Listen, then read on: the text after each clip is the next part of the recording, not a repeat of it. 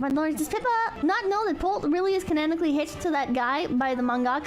Is it really the guy in this chat? Is there lore that I don't know? Polt's? Does anybody have, like, source? I need context. I need context. Can somebody give the lore on Polt being canonically such a big fan he literally got a cameo? What the fuck? He posted a photo in Discord. He posted his shrine. Oh yeah, him? I have no idea what you guys are talking about. I don't know the lore here. The manga page, Polt Knight is me. Are you the guy that is like canonically married?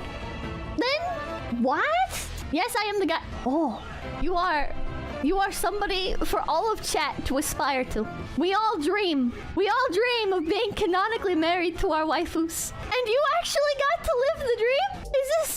Is this true? Holy f. Let me tell you about how I was drawn in the Monster Musume. Is this the guy? Sorry, we're clicking off of here. Yep, that's me. Bet you're wondering how I got into this crazy situation. Well, it's not exactly a long story, it takes about a year. This episode of Hey, Let Me Tell You About is Hey, let me tell you about how I'm living in Japan right now and I'm actually a character in a manga, and other tidbits of information. Okay, this is now long. I'm not gonna watch the whole thing. The mangaka drew you into the manga? I hate you so much. I hate you so much. Oh, there's a wiki. There's a wiki page. What the Close your tabs. Now! Hold on. Is this safe? Okay.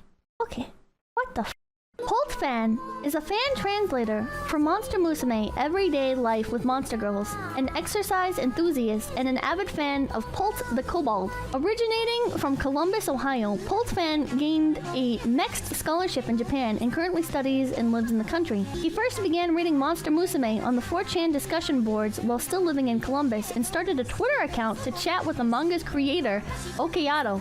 Okayato. I don't know how you pronounce that. After tweeting some questions about his favorite character, Polt, to which Akihabara replied, Poltfan became a fan translator when the then fan translator on 4chan wanted to quit due to loss of interest. Learning of the manga's offer to make people background characters in the chapter, Poltfan took a selfie of himself at the gym as one of the last mob character applications and discovered that he had made it into the manga when he picked up the Ryu magazine issue for chapter 43. Poltfan has appeared as a mob character several times, first in chapter 43 as an attendant in Sports Club Kobold, who breaks his back after attempting to follow Mia's Lamia yoga lesson, and later in chapter 48 where he can be seen trying out equipment at the Sports Club Kobold exhibition during the Extra Species Cultural Exchange exhibition. In chapter 64, it was revealed that he and Polt had married and were supposed to be helping out at the Snowball Hot Spring Resort, but were on a business trip to the States to open up gyms and do sports-related business with Poltfan acting as her official interpreter, leading the Kimihito and his homestayers to cover up until they got back. In the Monster Musume Monster Girls on the Job light novel, following their return to Japan, Poltfan acted as a member of Polt's security staff while she worked on the Kobold casing concept with Kimihito, and when that concept fell through due to Polt's altruistic preferences, the duo left again for Hawaii to start up a resort hotel. Oh my god. Oh my god.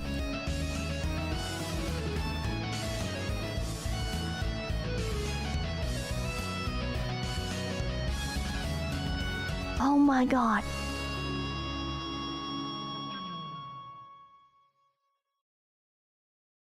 Oh my god.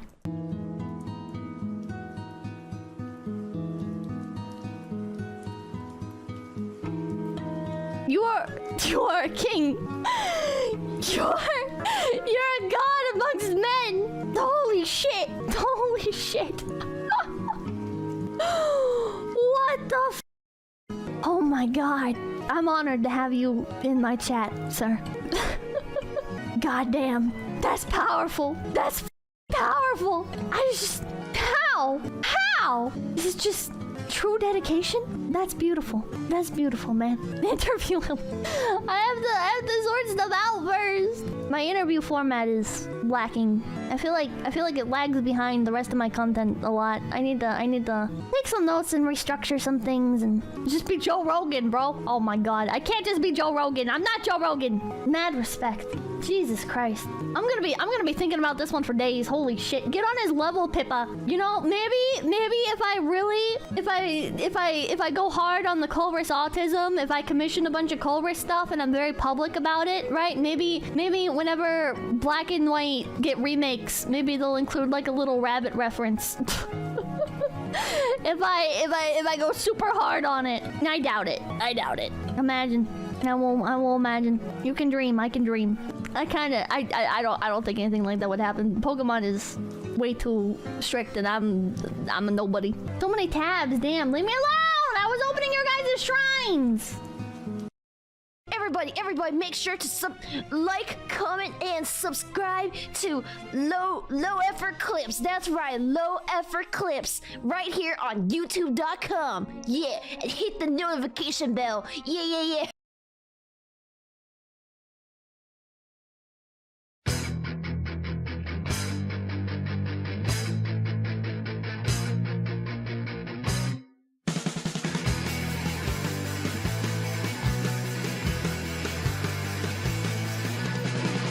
Living here in Jersey, fighting villains from afar.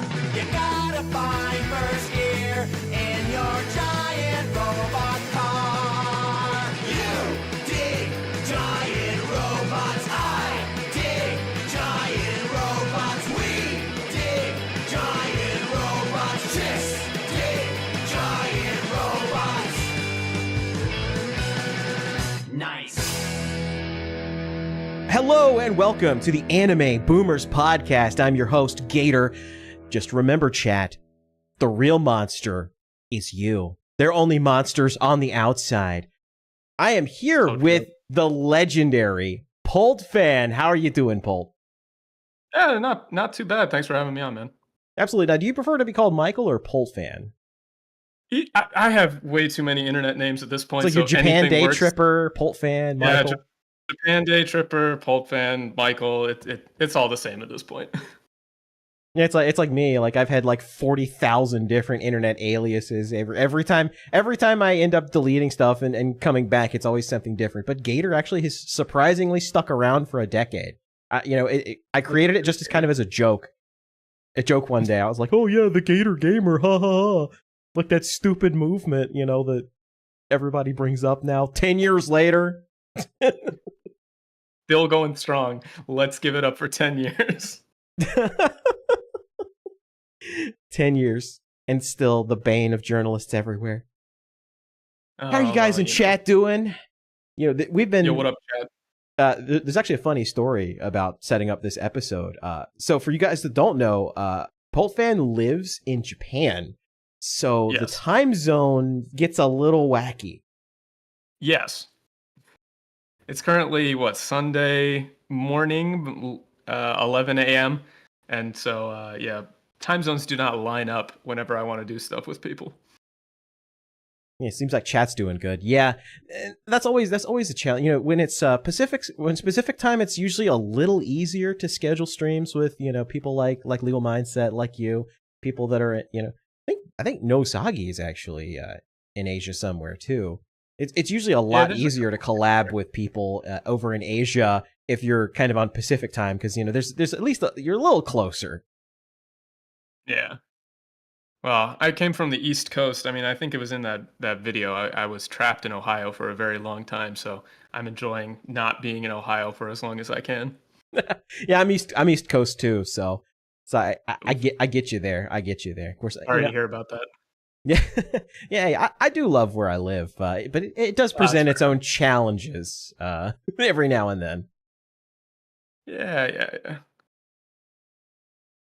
Yeah, so I guess that really kind of brings us to really the first thing I wanted to talk to you about, which is living in Japan. I've always wanted to make the pilgrimage to Akiba, and I mean, just like there's so much stuff there. I mean, I told you right before the stream, like my favorite anime ever is Steins Gate, so I've really want to like tour all the places, go to Radio Kaikan. Oh yeah. I guess it's not Taito Station anymore, is it? No, they changed it. It's like Gigo now. But the thing about Akiba is like I've been in Japan for a long time now, and I also came to Japan like I think the first time I was here was back in it was like a study abroad that I did back in I want to say like 2014, and then I spent some time back in the States, and then I came back to Japan in 2016, and I've been here since then. So a lot of things have changed, but like Akiba is still pretty great. Like my current, whenever they pull me into the office, like I don't go into the office too often. I'm mostly work from home as a business person without going into details. But whenever I go into the office, it is in Akihabara. So it's kind of cool, but there's so many tourists right now. There's many tourists. Well, and that's something like, I've noticed from like all the streams and from Legal Mindset talking about it is that like I think because the yen has gone down so significantly over the last like couple months. Of course, it's like rebounding now, but it made a lot of people go to Japan. I get paid in yen, not USD, so I am keenly aware of how bad it is right now. It's pretty historically bad. I mean, it's recovered a little bit, but yeah, I mean, if you're going to visit Japan, now is a good time to do it just because the dollar goes so much further. But like, yeah, the tourism has gotten pretty crazy. Like, I won't say that Akihabara used to be like, I don't know how it's portrayed in Steins Gate, but it's definitely got more of like how do you describe it? Like a theme park kind of feel to it. It doesn't really feel like a real part of Tokyo, at least not to me, but I might be jaded just because I've been there a million times. So, you know, it's not like you're really, really like exploring Tokyo. Akihabara is like its own thing. Yeah, and I do think Steins Gate does kind of get that across that it's like this totally different thing. There's for those of you in chat that haven't seen Steins Gate, I assume most people have at this point. It is like 10 years old. It's actually more than I that. highly recommend it. It's like 14 years old now. It is A+++, 10 out of 10, 15 out of 10, 25 out of 10, 1,000 out of 10. It's so good. But there's actually a scene where they change time and Akihabara is no longer the center of otaku and moe culture, and it's just like a bunch of buildings and nondescript buildings, and Okabe's just like, what in the world? What happened? Where's all the anime girls? What have I done? Yeah, I will say that like 10 years ago, it used to be a little bit different just in terms of like the kind of stuff that you could find. Right now, the prices in Akihabara are a little bit jacked up to take advantage of tourists. So there's not a lot of there's not a lot of deals and stuff left, but there are still a lot of cool smaller shops that you can kind of find off the beaten track. So it's still cool. Like I still recommend it, but if you're gonna go, I recommend like avoiding the weekends for sure. Go on like a weekday, like a Wednesday or something, like at like 3 p.m. when no one's around. That's when I would do it, just because otherwise it's gonna be mobbed. Yeah, I can definitely see that. Have you been to the little donut shop where where Fuomoko had their ponderings? Oh yeah. I mean, I've been everywhere in Akihabara at this point. So like that, you've probably been literally everywhere. Well, I've been to that that Mr. Donut like way before Fuomoko ever went there. It's not like a brag. It's just like that is the Mr. Donut in Akihabara. Yeah. I really like Mr. Donut though. Like I don't eat a lot of like sweets and stuff, but like Mr. Donut donuts are legit. They use like a kind of like a rice flour for a lot of theirs, so the donuts are really chewy. I like it. Yeah, I do want to make my pilgrimage to the holy Mr. Donut site. I mean, you got it at this point, right? Yeah, absolutely. I mean, that's kind of one of my dreams at some point is to take a trip to Japan and just like tour all over the place. The problem is that like you could spend like a month in Japan and still not see like everything. It's just there's so much stuff there. Yeah, I mean, I've been traveling a lot for work recently, and I've taken a lot of trips. Like I do some IRL streams and content on my channel. Like, because I've got a motorcycle license, so I can kind of drive around wherever. Yeah, you're the Japan day tripper. Yep. So, I mean, there's like a lot of really cool stuff out there, and it always kind of makes me feel bad when somebody's like, "Oh, I'm gonna come to Japan and spend like 8 days in Tokyo, because I might still be jaded, but I feel like 8 days in Tokyo is just like so long. Like there's so many other places that you could go. I'm an outdoor kind of guy at heart. So while I like the city and I lived in Tokyo for like 3 years, I live out in the sticks now, and I like it a lot better. Well, see, that's the thing. I'd love to be able to visit. Like, I would love to spend time in Tokyo. I mean, like primarily, like go to the tourist trappy kind of places like Shinjuku and Akihabara and places like that. But I would really like to see some of like the some of the scenery like out in the boonies, in the middle of Oh nowhere. yeah, for sure. Because like, I mean, just the scenery is just beautiful and the weather's usually fantastic. Oh yeah, I mean the weather can be great, like as long as you avoid the summer. Also, Chen Yeah, Poster, I actually tsunami. there's Tsunami actually a season. video on there's actually a video on my channel. I went to one of the Yudu camp. I mean, I've been to a lot of the Yudu camp sites. I actually stayed at Lake Shibireko before I had a YouTube channel, which is like that one lake that has like it's kind of like a crater lake, so you have to drive up into the mountains. I went with some motorcycle friends of mine, and they're all anime nerds too, Japanese guys. And so we went camping there, and one of them brought a projector, and so we watched the Lake Shibireko Yudu Camp episode at the campsite where they were staying. That's awesome.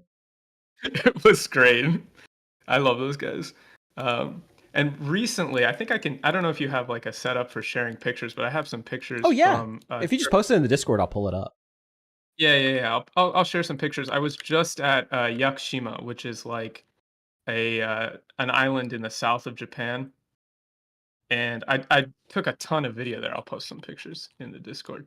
But it's like beautiful. There's so many places in Japan that you can go, um, that have just insane like sites and insane just stuff to see that I really always suggest people like get out, like spend some time in Tokyo for sure, but if you can get out into the countryside, I highly recommend it.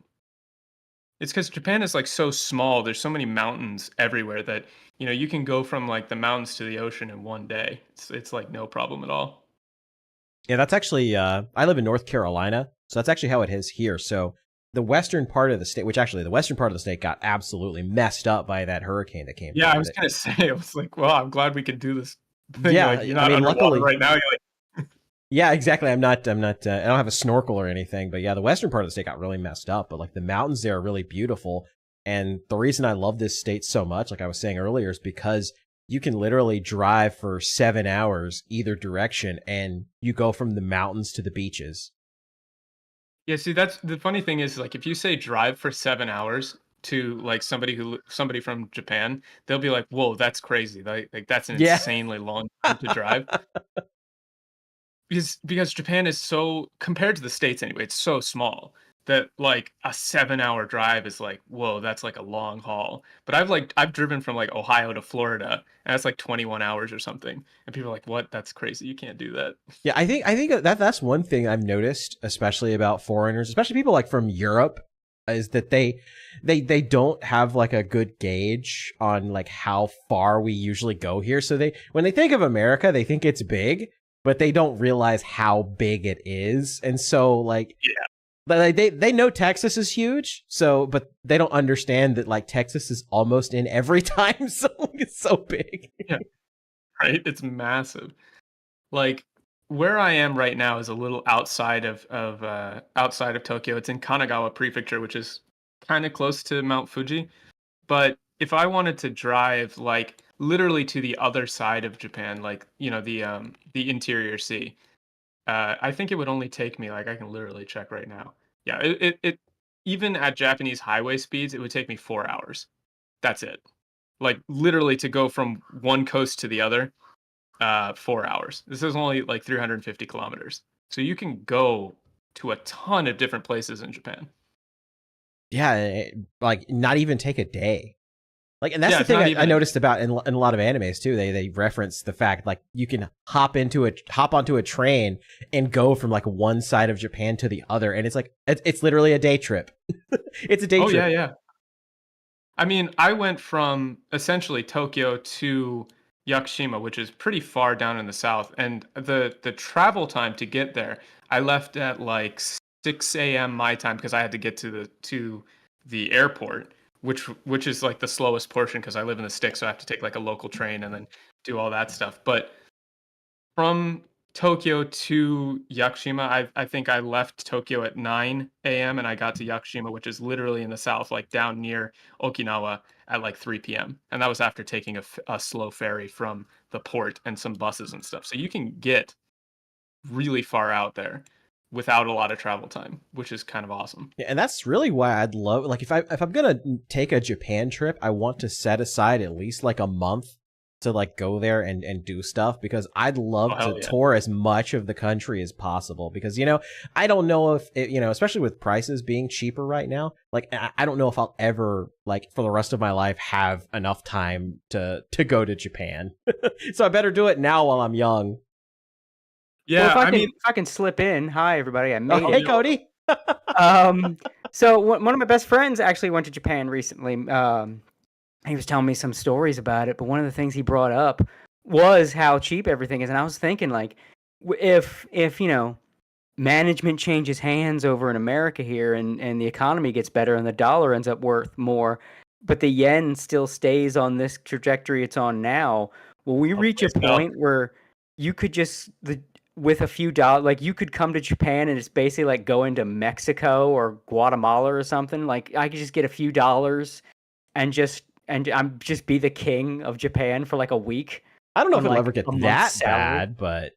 Well, the thing is, it used to be back in the day, there was a fixed exchange rate between the USD and the Japanese yen post World War II and Reconstruction. So it was fixed at I think it was 100...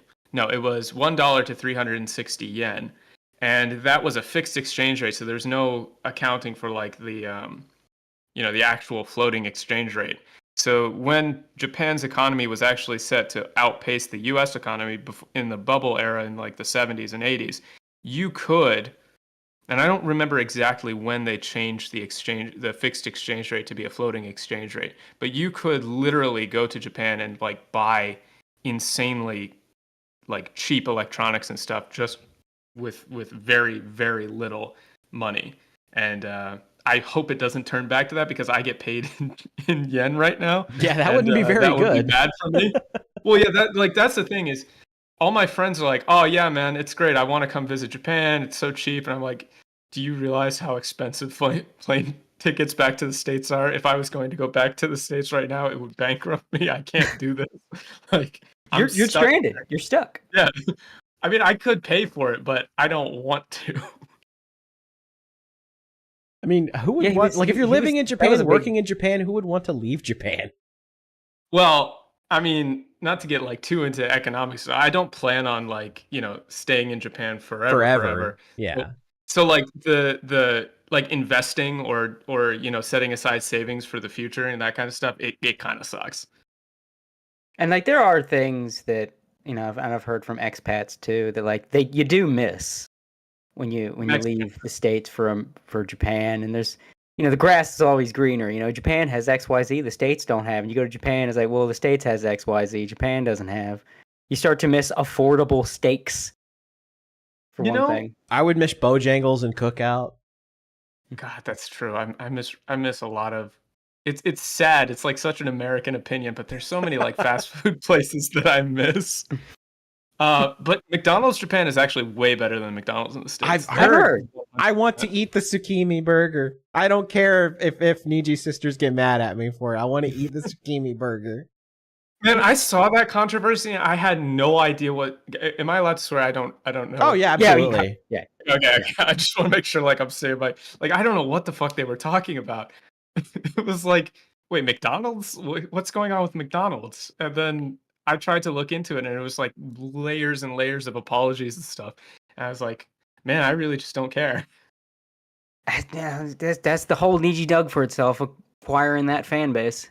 I mean, it's crazy. Like, when you look at the juxtaposition, you've got like Uki, who has to give this whole like paragraph long apology, and then it's like you look over and it's Hololive, and Pecora is just like, I want to eat the Tsukimi burger, Pickle.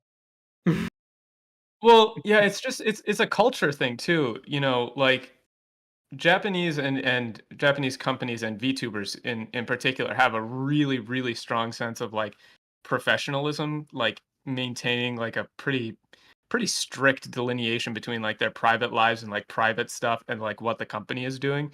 So, I'm sure Hololive had some kind of agreement with McDonald's to do promotion, and so, you're just doing the promotion. Like your personal feelings don't really come into it. It's not like Right. there's not too much of that, especially on the Japan side. It's like the company culture is what you're paying attention to. So, you know, that's like one of the biggest negatives. I think is like corporate culture in Japan is pretty rough. But Oh yeah, there's a lot of like almost corporate worship. I mean, you see it with the Nintendo Power World thing. Like a lot of the reason that Japan is backing Nintendo on this is just, well, Nintendo is a national treasure and it's a company. The company is suing. It must, and it's also companies don't sue well when they're known in wrong. the West. It's I mean, you think about like how many people in the West like are also like devotees of Nintendo. It's kind of like their chief cultural export at this point. Yeah, but but in the West, I think the general consensus more is on Power World side outside of Japan.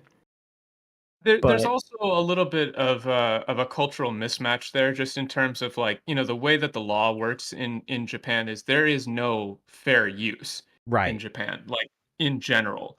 And so like that's why Comic-Con exists and why, it's like a 1 to 3 day agreement where people can kind of show, doujinshi works and sell them for, and it's like only in that one kind of limited area can you use other companies IP to sell stuff.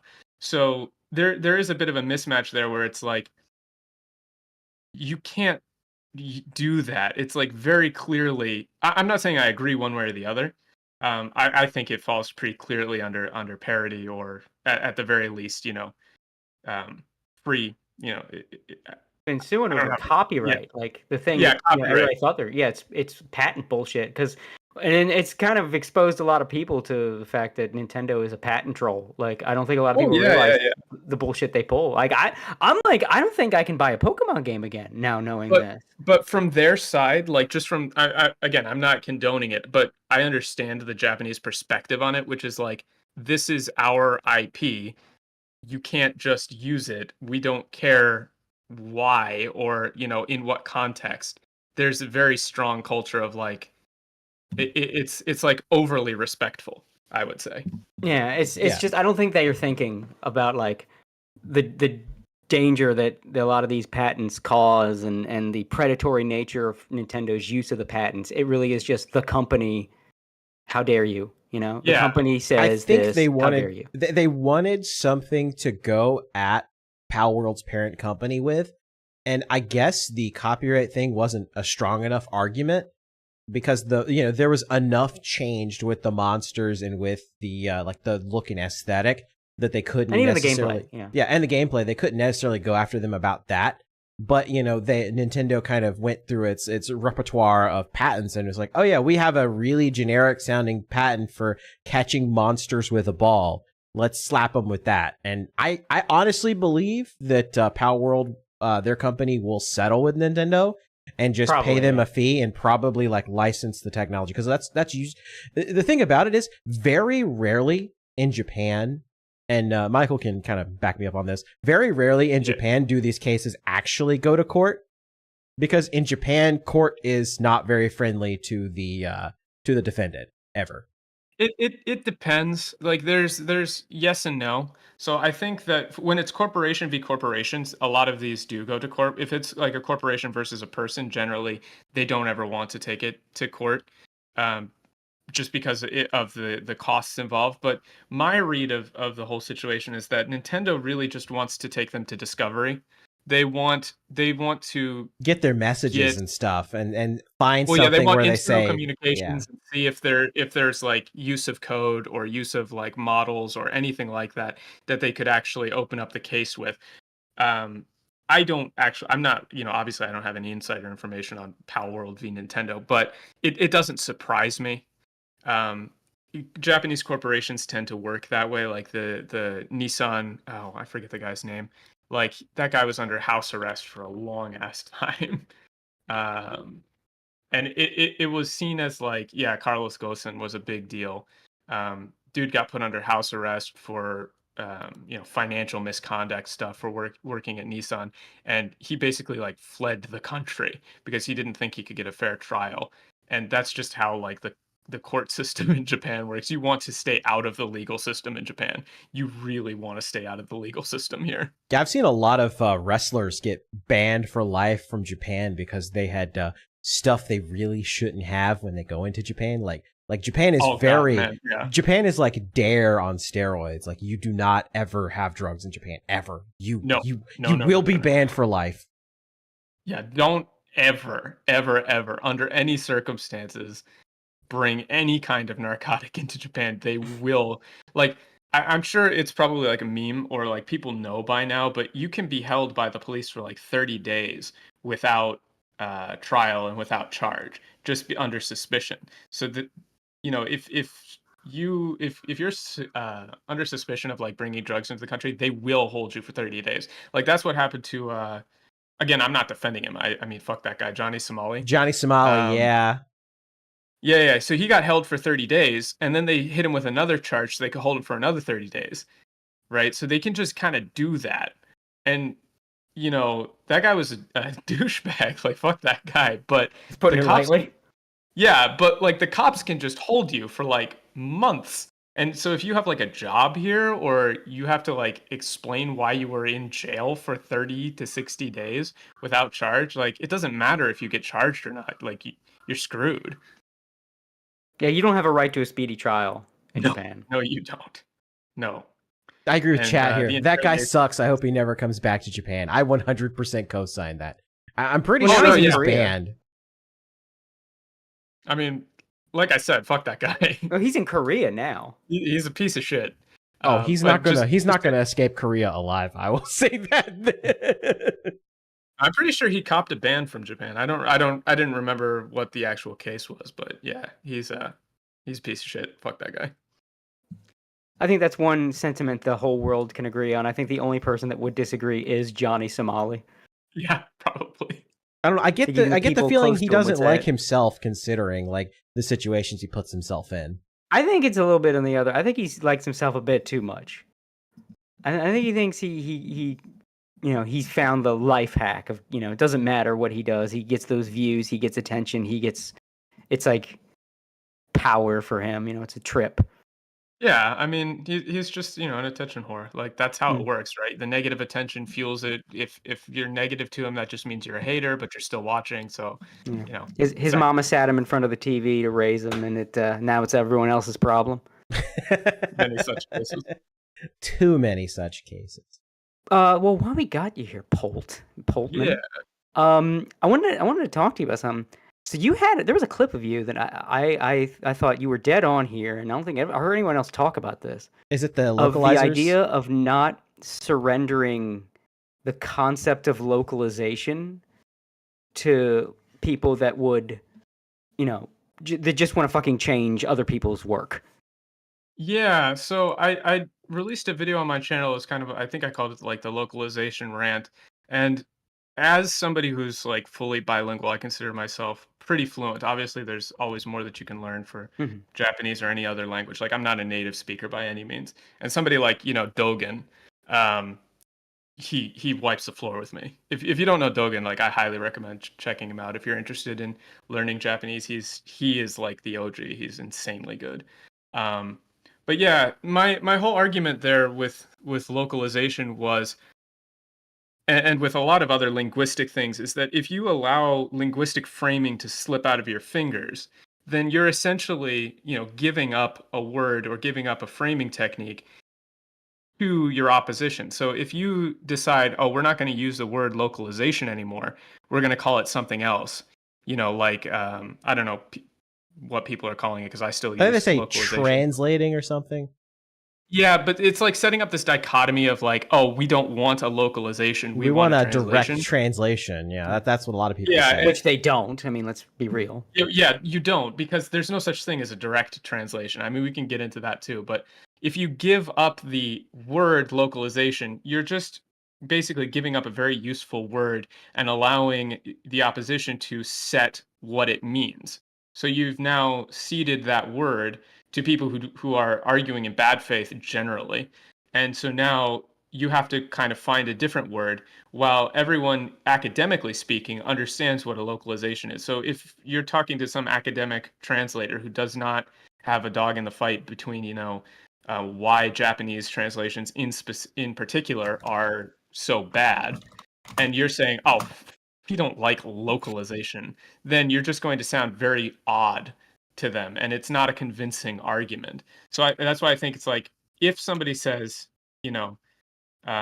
well, localization means this, so you're wrong, then you have to reframe the argument and actually explain, like, no, a good localization is a faithful translation of the source text, and not just give up the word. Yeah, and there's like, it's I think it's like even more than giving up the word. It's giving up essentially something that's useful to Yes. people that would use it in bad faith. Yes, Like- absolutely. Like if you're just gonna poo-poo localization as a whole, then the only localizers you get are the quote-unquote localizers. The Correct. Well, and even then, you have to use the term like "quote unquote" localizer, because now you're making this like delineation between a good localization and a bad localization. And so if you paint all localizers with the same brush, like, oh, he's a localizer, rather than like, he's a shit translator or something, yeah, then you end up painting too broadly. Because there are, I've seen people who I disagree with politically who have done good translations and good localizations. I don't think I have an example. I saw it was a very good like manga page, and I looked up the translator, and I definitely disagree with them politically, but the localization that they did was really good.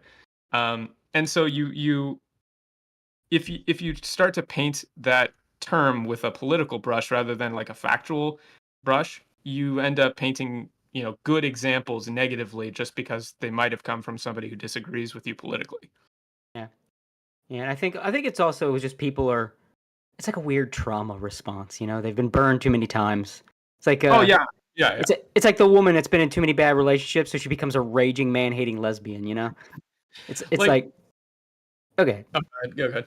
I was like, it's an irrational response, but it's almost the defiance with which they say it. That's just you're going to cause more problems than you're going to help if you go down this road of like, nah, fuck all localization, literal translation or nothing, literal translation, nothing. Well, you're not going to get that. And again, the only localizers that'll be left are the people that want to insert their politics into the script. It's like you need to be the change. Yeah, I mean, you look at stuff, and this is it's a very niche problem. Not to be, not to say that like anime and manga and games are super niche, but the problem itself is quite niche. I've seen a lot of examples where like German translations are pretty good, Spanish translations are pretty good. Other languages don't have these same issues, and something like Shogun, the live action series that came out quite recently, is won a shit ton of awards. I've seen the translation for that, and it's very good. The stuff that they did for that in terms of like getting across the meaning without using like faux Shakespearean dialogue and things like that was very well done. So the issues that you run into are like the only people who are really willing to take the low wages and the trouble of going through translating a lot of anime and manga and games are the kind of people who would want to stand out and would want to insert their politics or their own quirky sense of humor into things. And I do think the problem is not just politics. Like this has been an issue for a very, very long time, way before any sort of like the modern woke stuff was going on. Like you can go back to old Final Fantasy games like Spoony Bard and all that shit, where people were just kind of inserting comedic stuff into old Japanese games because they thought it needed to be livened up for an American audience. 90s SNK fighters, man. Yeah. My like, God. Balrog versus Akuma versus like those changes. Like they literally swapped the characters' names around. Some of them were like, it's less of a problem just because it was done basically by the company. Like, it wasn't a third party, and we know why it was done. Like, well, in this audience, these names probably don't sound very tough, and we don't want Mike Tyson up our ass, so we'll swap them around. And Goki doesn't really hit the same with an American audience. Call him Akuma. Like, Yeah, that one okay, but like I'm talking about like in the 90s SNK fighters where like they would have like Kyo in his win quote call people a weenie head. And then have like Rio call people Dweebenheimer and shit like that. Or like the infamous Terry Bogard, like, I'm in the pink, wubba wubba, I'm in the pink today. Yeah. Like, that kind of shit. There's always been, even like before Joss Whedon and Marvel whips were a thing, there's always been like this weird strain of like nerds who really want to have like a quippy, kind of like funny, irreverent kind of tone to, because they assume like anime has to be like irreverent, or if it's wacky Japan, and so it has to be wacky. I don't think that's it. I think it's an American thing, because I think just the American mindset loves the one-liner, loves the quip. It's I mean, that's what I mean.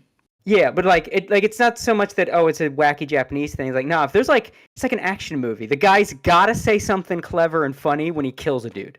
So it's like, oh, I just won a fight. They gotta have him say something clever or funny or some kind of one-liner. He just won a fight. It's just the American mindset of, I just beat a guy's ass. I gotta have a line. I just gotta have a line. Catchphrase. Yeah.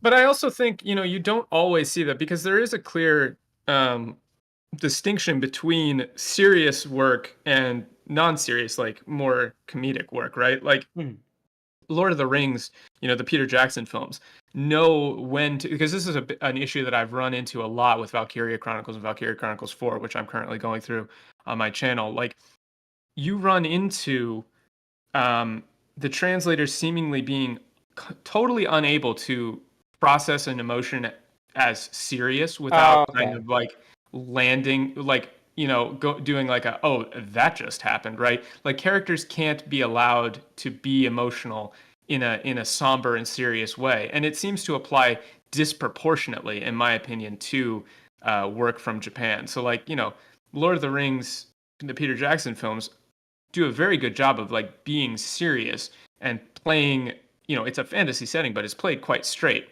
But when you get to something from Japan, like even, Valkyria Chronicles 1, which is quite serious, like there's like concentration camps and stuff in it. It's like, it's a war game at its core, and there's a lot of inspiration from like stuff like Band of Brothers. But the number one complaints that I see from people who have just played it in the English is like, why is it so wacky? Like, why is it's so, cheesy? Like, the dialogue is really corny, but in the Japanese, it's really not. I think you're right. That I think it is like this weird Japanese stuff, because I'm still in the mindset of like the old 90s localization. Yeah. When we were getting into like the 2000s and shit and 2010, there was like that. There's just this air of like anti-Japanese sentiment in the Western gaming industry that it's still there, but I think we know about it now. But it was starting to show up, and we didn't quite know yet, because like it's weird going back and watching like old episodes of X-Play. Oh yeah, I know the one you're talking about. Yeah. Yeah. And like they would review some JRPG, and just the venom, like, God, I forgot. I guess we're just so used to it at the time. You just like, become numb to it. Yeah, and then you go back like, Jesus Christ, this is just venomous. They just fucking hate this shit. Like, it is like it is unnecessary, the level of vitriol they had toward like anything that had that Japanese. And look, I get it. A lot of anime kind of RPG, JRPG stuff, whatever. They could be corny. Let's be real. They could be cheesy, but it doesn't fucking matter. It's your job, man. You're like, you don't like. Yeah, it's like working in retail at a grocery store or something. Yeah, some customers are assholes. You don't get to say fuck off. Yeah, exactly. And it really depends on the property too. Like, I know a lot of people who think like Final Fantasy 14 has some, cheesy dialogue or corny dialogue, or it's sometimes wacky. But like, my brother is going through the entire main story quest of that with an on-screen reader, because God, the Japanese in Final Fantasy 14 is difficult as fuck. It is way above my skill level. Like I know Japanese, I have Japanese friends who I've asked questions like, "Hey, what does this mean?" And they're like, "This is really difficult kanji, dude." And it's tough. But he's going It's through kind of the main- same thing. It's their version of, in the English version, it's very Old English, very Shakespearean. Well, but it's not. That's the crazy thing. But I think it's the same idea of fancy talk. No, that's the thing is there are very few characters in Final Fantasy 14 who actually speak with, because Japan has its own version of like the ye olde speak. Like it is a thing. You can get there, but most of the characters in Final Fantasy 14 do not use that. They're just using complicated turns of phrase, complicated vocabulary. But the amount of like butchery that has been done to Final Fantasy 14 is insane.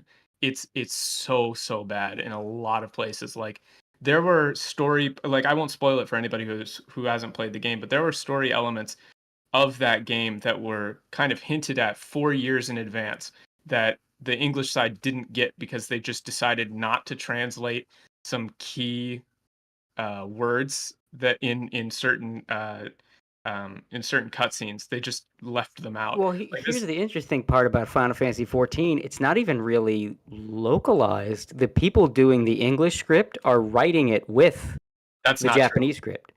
So it's less like your typical localization, and it's basically also the original writing, essentially. true. That's actually not true. That's a common misconception. I mean, it's Koji Fox doing a lot of this shit. No, that's the thing. Is Koji Fox misrepresents the writing process for Final Fantasy 14. He is not a main story writer. He does not write he did not write the story alongside the Japanese side. So the English side is what happens is, and you can confirm this, there's a lot of interviews with him, but what happens is the Japanese side writes the main story, then they send it over to Koji Fox for localization for English.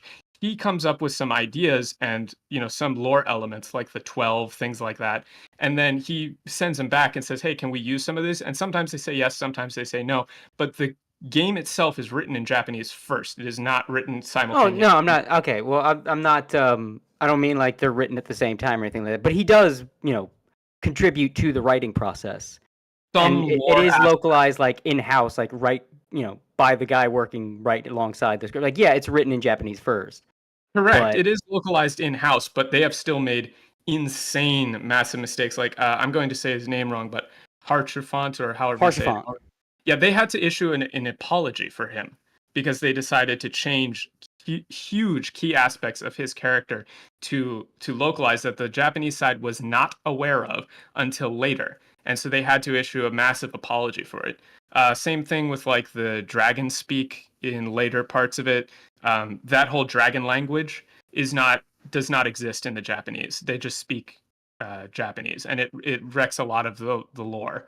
So yeah, it's not. He does not work as Oh closely. yeah, no, as, I know. I remember Heaven's Ward had some fuckery. Like that was a lot. I think it was after Heaven's Ward they started. How would you put it? Like, I don't want to say talking more because it's not like they weren't talking, but there was a lot more like oversight.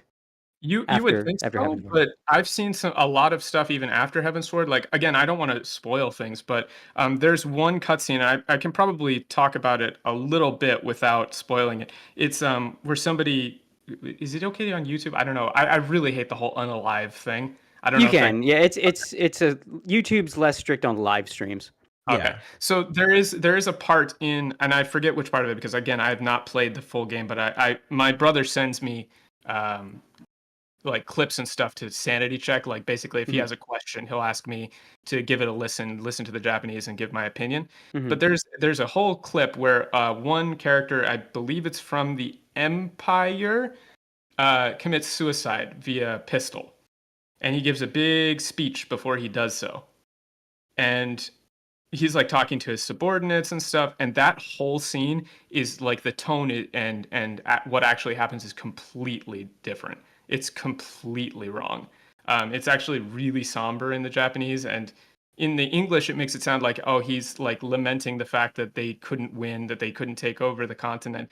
But Oh, I in know the the scene you're talking about. I know the scene you're talking about. Yeah. Yeah. But in the Japanese, it's more like he's like sad that that he wasted his life, and it's a much different tone.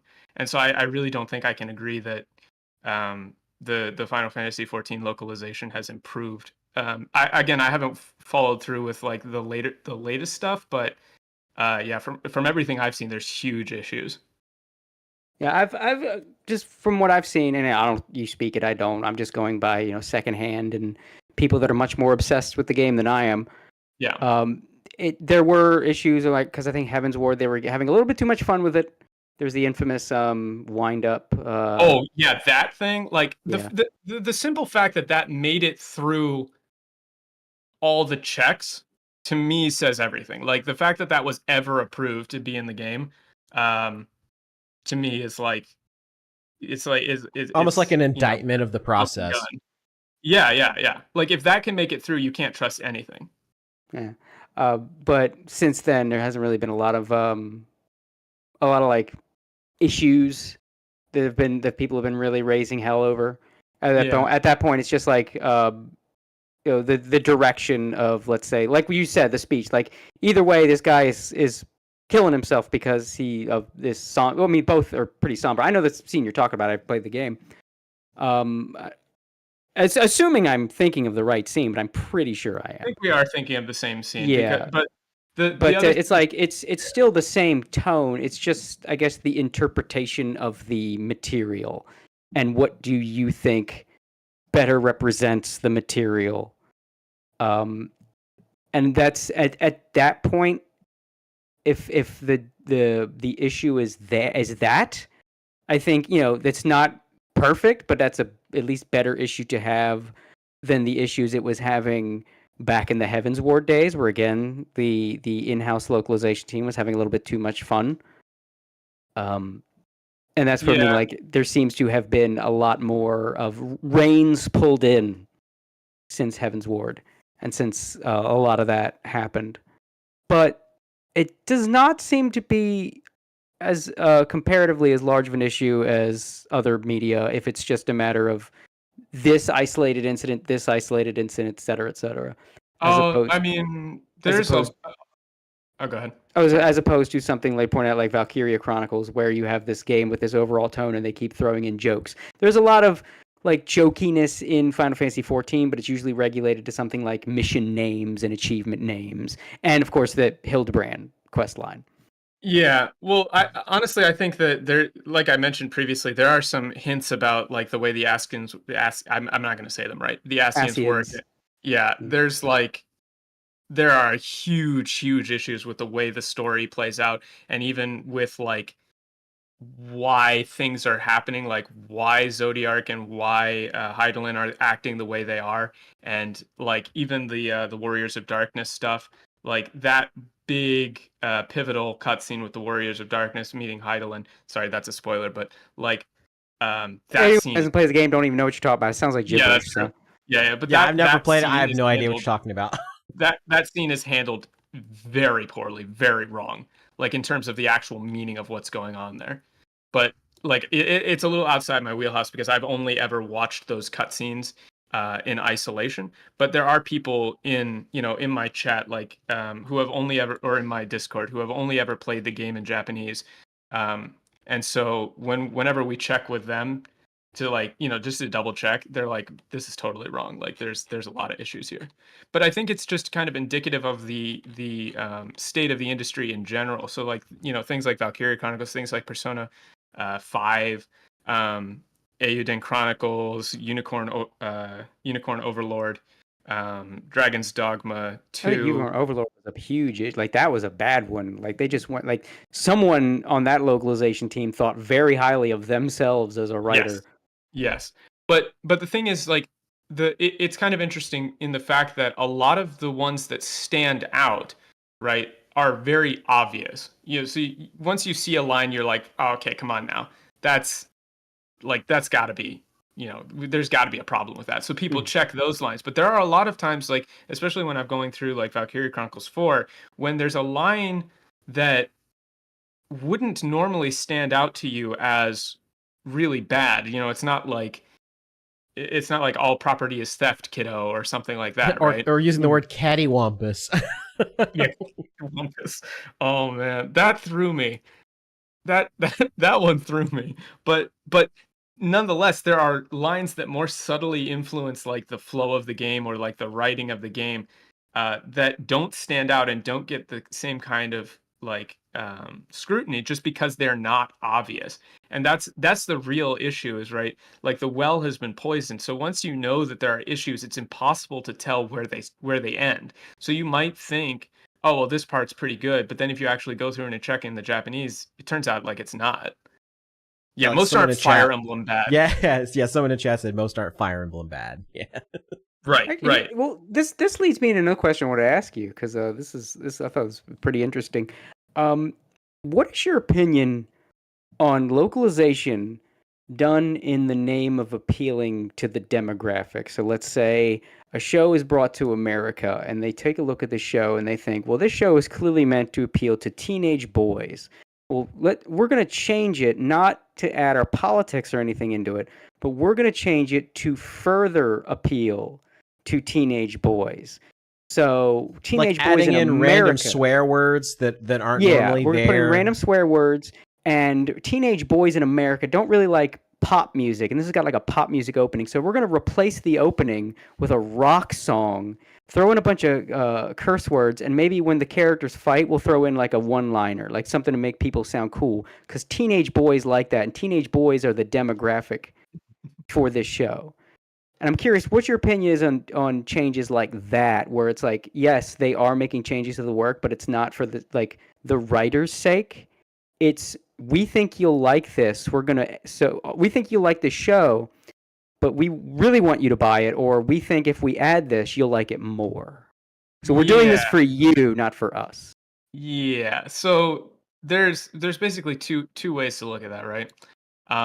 There's like the legal aspect, and then there's like the moral or the logical argumentation aspect to it. So on a legal aspect, I think it's very unfortunate if that happens. Like if a Japanese company, because a lot of times Japan just really does not care about the Western market.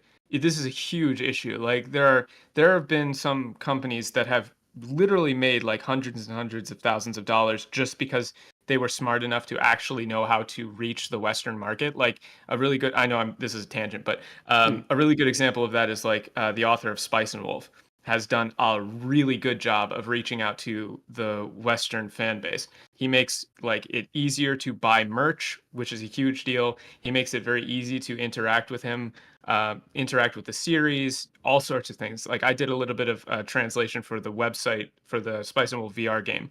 So I've spoken with him in person and things like that. And so he does a really good job. But a lot of Japanese companies, like Nintendo, for example, generally does not care too much about the Western market. They're just happy to sell whatever they can. So they won't, Sony and some others have been changing stuff recently, but that's kind of a more recent development. So back to your question, when that happens, I think it's unfortunate because a lot of times, Japan is just not equipped to fully understand what is happening to their work. Like the level of English in Japan in general, like for people to check, is quite low. English proficiency in Japan in general is quite low. It's very rare to find people who are fully Japanese English bilingual who are Japanese native speakers. I work with a few at my company, but they're quite rare. So in that legal sense, it's kind of hard to get away from because they don't have a good way of checking. Personally, I think it's wrong. I think that should never be done. You should not be making any material changes to the work that compromise the creator's vision. The only way I would ever say it's okay is if you explicitly spoke to the creator in person, like got it in writing that he said, yes, you should do this. I think this is a good idea. I want you to make these changes explicitly, right? Other than if that's not the case, I don't think you have any right whatsoever to make any changes to appeal to a target demographic. Like the work is the work and it should stand on its own. And compromising a creator's vision because you think you know better or you think you want to appeal to a different demographic is I find it morally repugnant. Well, let me follow up on that. What about things that are basically made through a corporation? Like, we're not talking, let's say, a manga. We're talking, let's say, a video game. Like, again, going to the Street Fighter. A lot of those name changes were done because of the appeal to the Western market. Like, the reason we call Goki Akuma is just the Goki is not going to hit the same to an American audience. The same reason, like, good example, Final Fantasy VI. A lot of changes were made to that game for the Western market, and some of them ended up raising that game's profile overseas, where like it's not regarded the same in Japan as it is in the West, and a lot of that, not all of it, obviously, because a lot of people get defensive when you bring this up. It's not all of it, but some of it was due to the changes made for the overseas market, like changing Tina to Terra, because the idea was, well, her name's supposed to sound exotic. Well, Tina's not exotic overseas, so change it to Terra. Yeah. That sounds exotic. Yeah. I Or can like- understand that argument, like from a corporate perspective, and some of those changes are kind of unavoidable if there's like legal aspects involved. Like I think somebody in chat brought up, well, like there was legal aspects involved with some of the Street Fighter things. So to a certain extent, some JoJo of those are names of the stands. yeah, JoJo names for the stands. Some of those are unavoidable. I can understand that. However, I am still of the opinion that I would rather my standard for translation, to give you a little insight into my philosophy for translation, is if two people, so let's say we have a native English speaker and a native Japanese speaker. The native English speaker learns Japanese, the native Japanese speaker learns English. They've both watched or consumed the work independently in their native language. So the native English speaker read Spice and Wolf in English, the native Japanese speaker read it in Japanese. They've learned each other's language and they're having a conversation about the work. There should be no confusion about the work. If they're going to talk about events that happened, names, characters, places, things, the tone, anything, they should be able to have a conversation with each other that is comparable. They should not have an experience with the work that is not comparable. So that's my standard. So I really like, I don't care if it would sell better or if like more people would learn about it, because they're not learning about what the creator wanted. They're learning about what somebody else thought would be better for the market, but it's not what the creator envisioned. Like, I'm sure you could edit American novels, or like Cormac McCarthy, it would probably sell a lot better if it wasn't so fucking bleak, right? But that doesn't, and it would probably get a higher profile in other markets if it wasn't so depressing. But that doesn't mean that it's okay to do that just because it would reach more people. Like, But what if because Cormac McCarthy has a very specific writing style that is very almost obnoxious. Let's be real. He refuses to use most punctuation. Yeah. So, like, would it then be wrong for, if it was translated in another language, for them to not preserve that? Yeah, it would be wrong to not preserve that, because it's a core element of the work itself. Like, whenever I'm translating something, if a character has a unique speaking style, I have to try to preserve that conceptually, like the experience of what is going on with that character to the best of my ability. It will not be perfect. You will never get it to be one-to-one. Like, the only way to really enjoy any piece of literature, any work, is to consume it in the native language. But if you are going to make a translation, you need to the best of your ability, preserve the essential parts of that. So if Cormac McCarthy doesn't use punctuation, then you need to find an analog for that in Japanese or what have you, that preserves the same kind of experience. Because otherwise, if somebody in English is saying, "Oh man, I was reading this Cormac McCarthy novel and it was really interesting. I really like the way, like, the run-on sentences kind of give the work a flow, and it brings to mind like a lot of things." And then somebody else was reading, it was like, "Huh? What are you talking about?" It was kind of written like normal prose, right? That disconnect to me is a failure. So then, what would your solution be to something like Tina/Terra in Final Fantasy VI, where the idea of her being named Tina is to sound exotic, and then bringing it to this other region that is now lost? Do you preserve that? Yeah, number one, I would double check with the author first and foremost. Like, if if you're officially licensed to do this, right? Like you're being, you are hired to do this. I would check with the author and explain to the author, like, here's what I'm thinking. Here's why. Like, are we really sure that that's why the name was picked? Is that just an explanation after the fact that the translator thought that, right? We don't. I'm not sure. I'm not saying in this instance for that example that that's actually what happened. I'm just saying that if you don't have literally, word of God about the point of that character's name, then you may miss out on other things. Like if for whatever reason, like those names become important later in other contexts, then you're actually adding work to maintain that tone. So for me, without any other knowledge of the work, because I'm not a big Final Fantasy fan, I haven't played Final Fantasy VI, but without any other knowledge of the work, I would not change the names from what they were transliterated as in Japanese to something else in English, because I think it opens up more issues down the line. I would have kept them the same. So that's interesting, because like I'm what I'm thinking of here is, like I said, corporate made. You say a lot of like talk to the author, but a lot of these are, I guess you could say, made by committee. So there's like you have a scenario writer, but he's not the head of the production. Like he's given bullet points, and you say, okay, write, like you have. I mean, I don't remember exactly how many writers were in the room for Final Fantasy VI, but you have, like, generally for these games, you have a scenario writer, you have the director that has an overall vision for the game, and then goes to the scenario writer and say, here's the story, flesh it out. You have a character designer separate from the scenario writer that comes up with the characters and the backstory, and the scenario writer. So there's no specific person's vision. Sure. And at that point, then, how much permission do you need? Especially when it's a company's product, and then the company goes to this other person, and the company says, make this sell in this region. Yeah, so I think I want to avoid...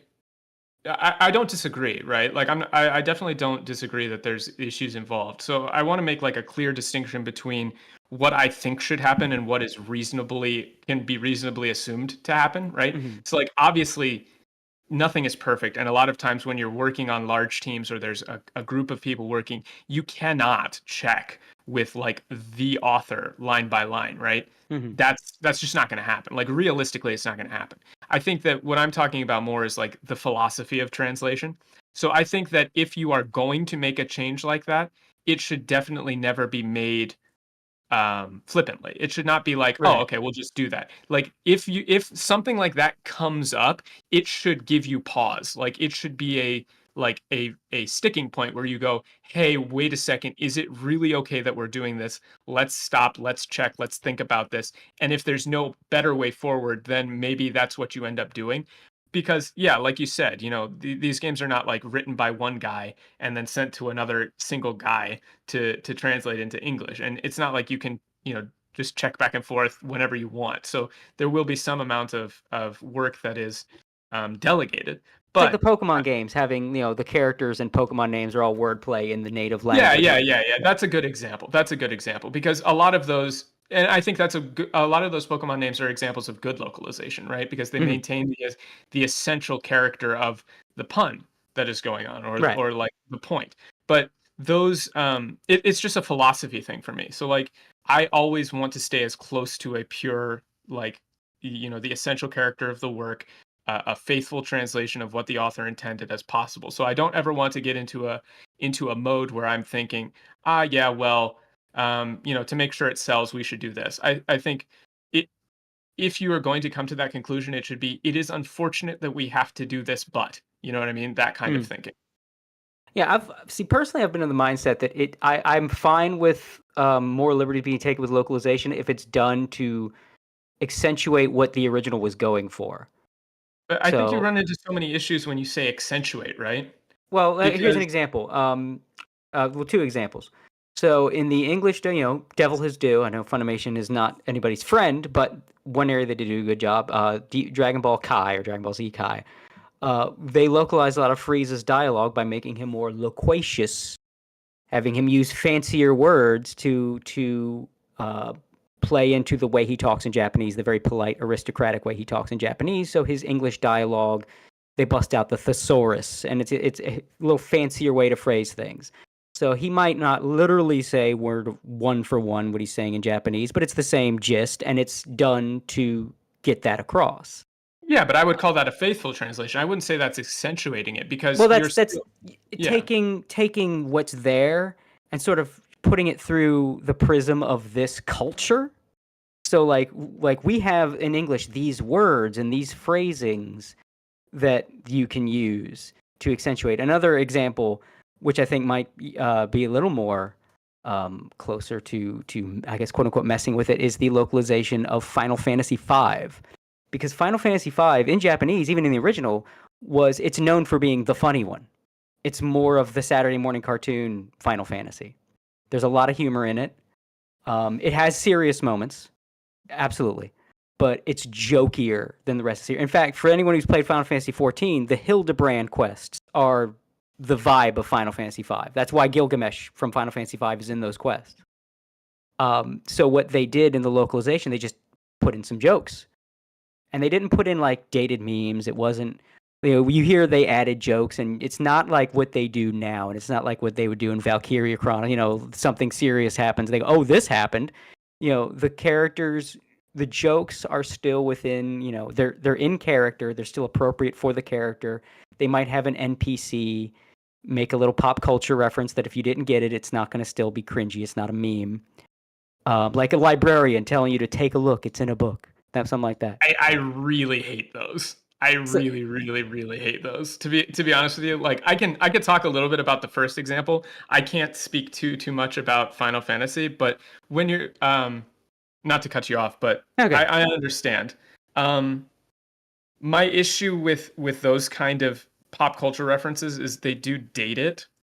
Like it would be one thing. Like, so for example, if I see exactly what you mean, but I do want to slide in. Like they can date it, but you have general pop culture references that really, like, even if it's older, it doesn't really date it. Like it wasn't something that was popular at the time. Like having just a quip to the character that's a talking turtle, that's an obvious Ninja Turtles reference. It's not a straight up Ninja Turtles, like just referencing, hey, do you remember the Teenage Mutant Ninja? Like it's the turtle, the talking turtle, smarmily saying, did you think I was sitting around for the last 1,000 years eating pizza? Right. But let me retort on that one just a little bit. Okay. I think there could be situations where that could be acceptable. However, those situations would be if there is an existing joke or pun or something that is being made in Japanese that is an equivalent like pop culture reference, right? So if in Japanese they're making like a reference to something like, Doraemon or some Japanese property, like Steins Gate is a good example with, like the 2chan lingo, changing it to 4chan lingo so that it makes sense. Then I can see like, yes, that's an acceptable swap to make because you are maintaining the point or the essential character of that joke, of that scene. But if there's no pop culture reference there, I don't think it's acceptable to insert one. I would be very, very hard pressed to find like justification for doing that. Even in something that already has a comedic tone to it. So it's still appropriate. But what I'm saying is that comedic tone is communicated in Japanese in a way that could still be communicated in English without using pop culture references. Like Japanese. So your issue is just the fact that it is a pop culture reference, not that they put in a joke. I think he's saying it's the appropriateness of inserting the joke. Whereas, like, right, like we could take the Steins Gate example, right? So the joke is that Kurisu's pretty much trying to like hide the fact from Okabe that she posts on 2chan. And so, and then he just randomly out of nowhere, just like shit posts with a meme. He's like, Noppo. And she immediately goes, Gah. And that that exposes the fact that, she's a 2chan shit poster.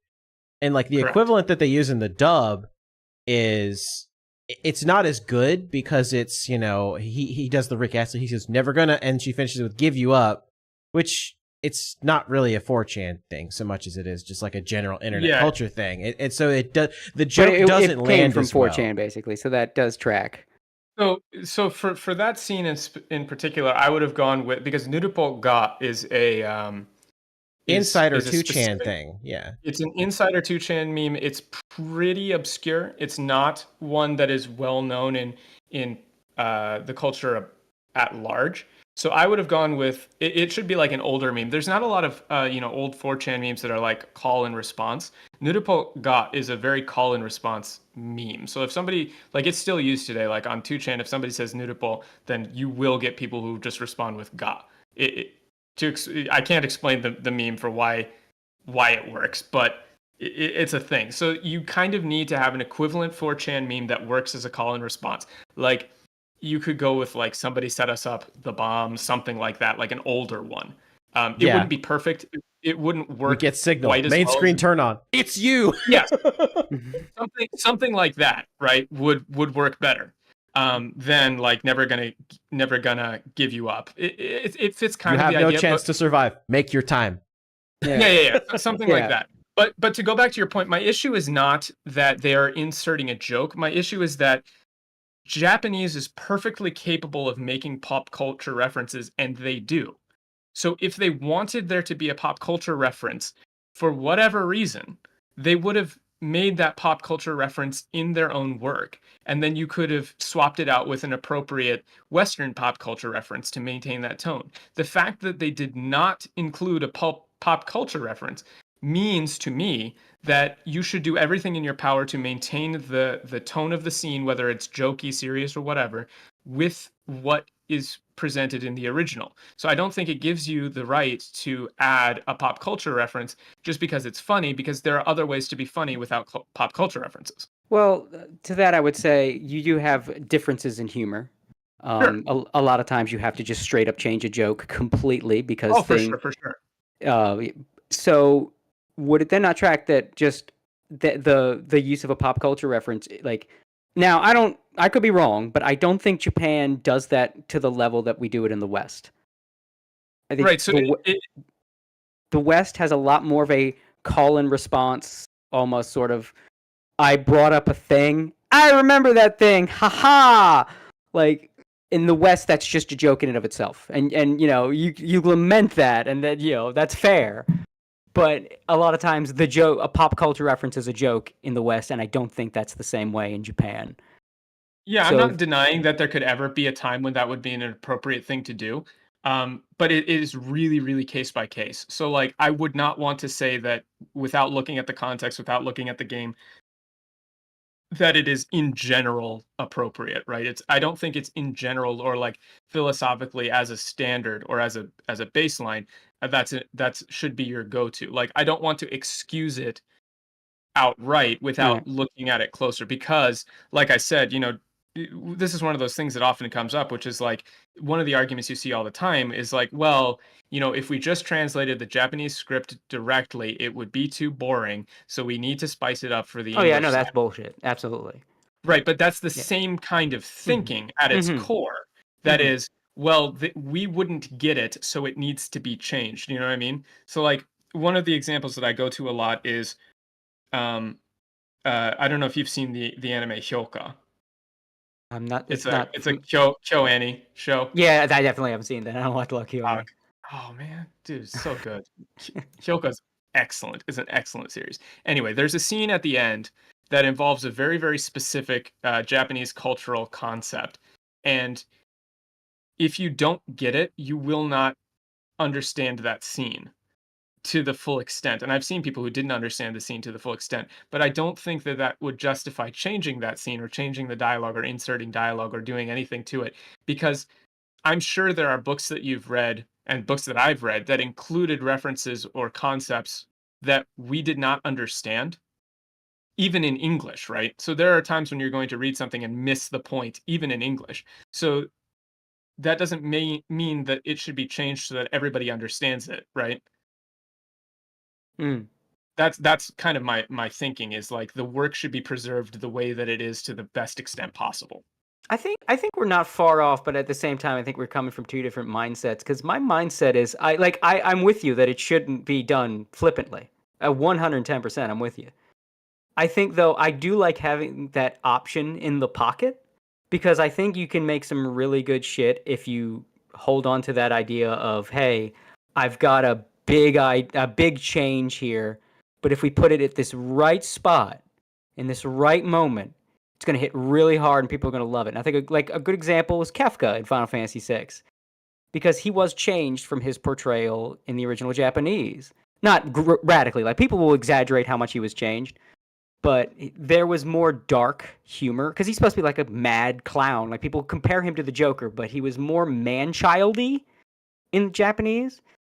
And in the English script, I guess because they saw the Joker parallels, they made him more like the Joker. So they made him a little more with the dark humor. I think the serious moments with Kefka were still the same in Japan, but like he had a lot of lines in the English that were just not there in Japanese. And this made him extremely popular overseas and very unpopular in Japan. So to the point where Square then looked at the Western depiction of Kefka and retroactively applied it to future appearances by Kefka in Japanese. So they took those elements that were added in the Western version, that sort of Joker-esque dark humor, and put that in stuff like Dissidia and his appearance in Final Fantasy XIV. So you do have moments where if you sort of make a change, you can do something better, but I don't think I agree with you that it shouldn't be done flippantly, and it's really hard to get, like, it's a risk because if you screw it up, you're gonna fuck it up, you're gonna fuck up the work. But if you get it right, then you're gonna take the work and expand and make it like it better than it could have been. I disagree with that on like a fundamental level, because that is still ultimately somebody deciding that it is better than what the author intended. Like my definition for better, like if an author includes grammatical mistakes, it's not my job to fix them. But is that not always happening? Like, look how much of Dragon Ball Z was not Toriyama's original idea, but his editor was saying, no, do something else. Right, but he is talking to the editor, and he is working with the editor. There's a very big difference between, like, the language barrier plays a huge part here, where, you know, Japan is not able to fully understand the level to which their characters have been changed. Kefka included, right? So they might have heard that, like, Kefka was way more popular overseas, and so then they looked into it and saw that, oh, that sounds fun. But that doesn't mean that it was okay at the time to make those changes just because you thought it would be better. Because you're still ultimately making a decision about an author's work when you are not the writer. But then, you know, devil's advocate here, were you not right? If it turned out better, like if it turned out that by making this change, people liked it better? It's a subjective evaluation. Like, just because we do have an objective result in that when this change was made, the audience clicked with this character, and now he's considered like a legendary video game villain. Like they didn't just like him; he's in like the Hall of Fame now. I think what we're trying to say here is like it's the exception that proves the rule. Like, because it worked in this one instance doesn't always mean it's going to work. And so if we try to justify it because this one example was an example of it actually working, then it ends up justifying the 99 out of 100 instances where they did the same thing, but it actually made it overall like worse. Well, that's what I'm saying. It's like a risk you got to take. Like, well, I don't say you got to take, but when you take it, you have to understand it is a big risk. But the thing is, we don't even know, because there is no faithful translation of original Kefka into English. Right, so we don't have anything to compare it against. We only have we can't show on paper like this was the version that they released where Kefka was more closely aligned with his Japanese counterpart, and this is the version that we got. You know, there's no way to know if the original Kefka would have landed with an English audience. Yeah, exactly. That and not only that, but this opens up things to, like, the idea of something being popular as a metric for whether or not it's good. Like, there have been plenty of things that have gone for mass appeal and become very, very popular and very, very, you know, mainstream, and that has, gutted the core of what they used to be. Well, a great example of this is the Team 4-star dub, the abridged series of Dragon Ball Z. There is so much damage that's actually been dealt to the lore of Dragon Ball and Dragon Ball Z just from that. Like, there are so many misconceptions about the characters that now exist because of Team 4-star. And it's just like accepted in the West. It's like, oh yeah, Vegeta's like this, Goku's like this. And it's not who they are, but people accept it as fact because, oh, haha, Team 4-star was funny. There's also a difference in, again, author versus committee. Like I said, I think like a manga, no, I don't think a manga should ever be changed the way I'm talking about. Like, I don't think any manga should ever be given the Final Fantasy V treatment unless it's like an esoteric, very Japanese comedy that we're for some reason bringing overseas. Like, where the humor's just not going to land. I think it's easier to maintain in mangas a lot of the original like idioms and things, just because it's written as opposed to something being spoken where you have two characters interacting and there's fluid motion and things like that. Like in writing, you can bring in like translator notes or like this Japanese idiom, is very specific to this particular region, Because there are exceptions. You're right, exceptions that do prove the rule. My point is, you should still have that option, but it should be a break glass kind of option. Like, it's not something you should be doing all the time. It should be something you pull out when like the winds are blowing in that direction. Like, if we just not chasing trends, but like, we got this show that's just, it just needs, if it has this one little thing, it just add this one little like soundtrack change or something like that. Like, oh man, you've got this kick-ass, we've just bought the license to this kick-ass fantasy anime, but the soundtrack's a little mid, it's got that, but we've got a contact with a power metal band, we could wipe this BGM and have these guys on board, and they would fit with the vibe of this show, and it would be killer, that kind of thing. And that's a once in a blue moon thing. But when the blue moon comes along, I still think that you should have that. I think what Poltfan's trying to say is that if you do decide to make a change like that, you should always try to clear it with the original author, because you want to make sure that. Because, like, when they do the anime, like, they always clear it with the author, like, hey, do you want this, do you want that? And so you should always try, like, these companies should try to make an effort to be like, hey, we want to replace, like, this soundtrack with, like, this cool, sweet, like, power metal, because, we think that people will like it a little more than this other soundtrack, just to make sure that the author's like, okay, yeah, actually, that's dope.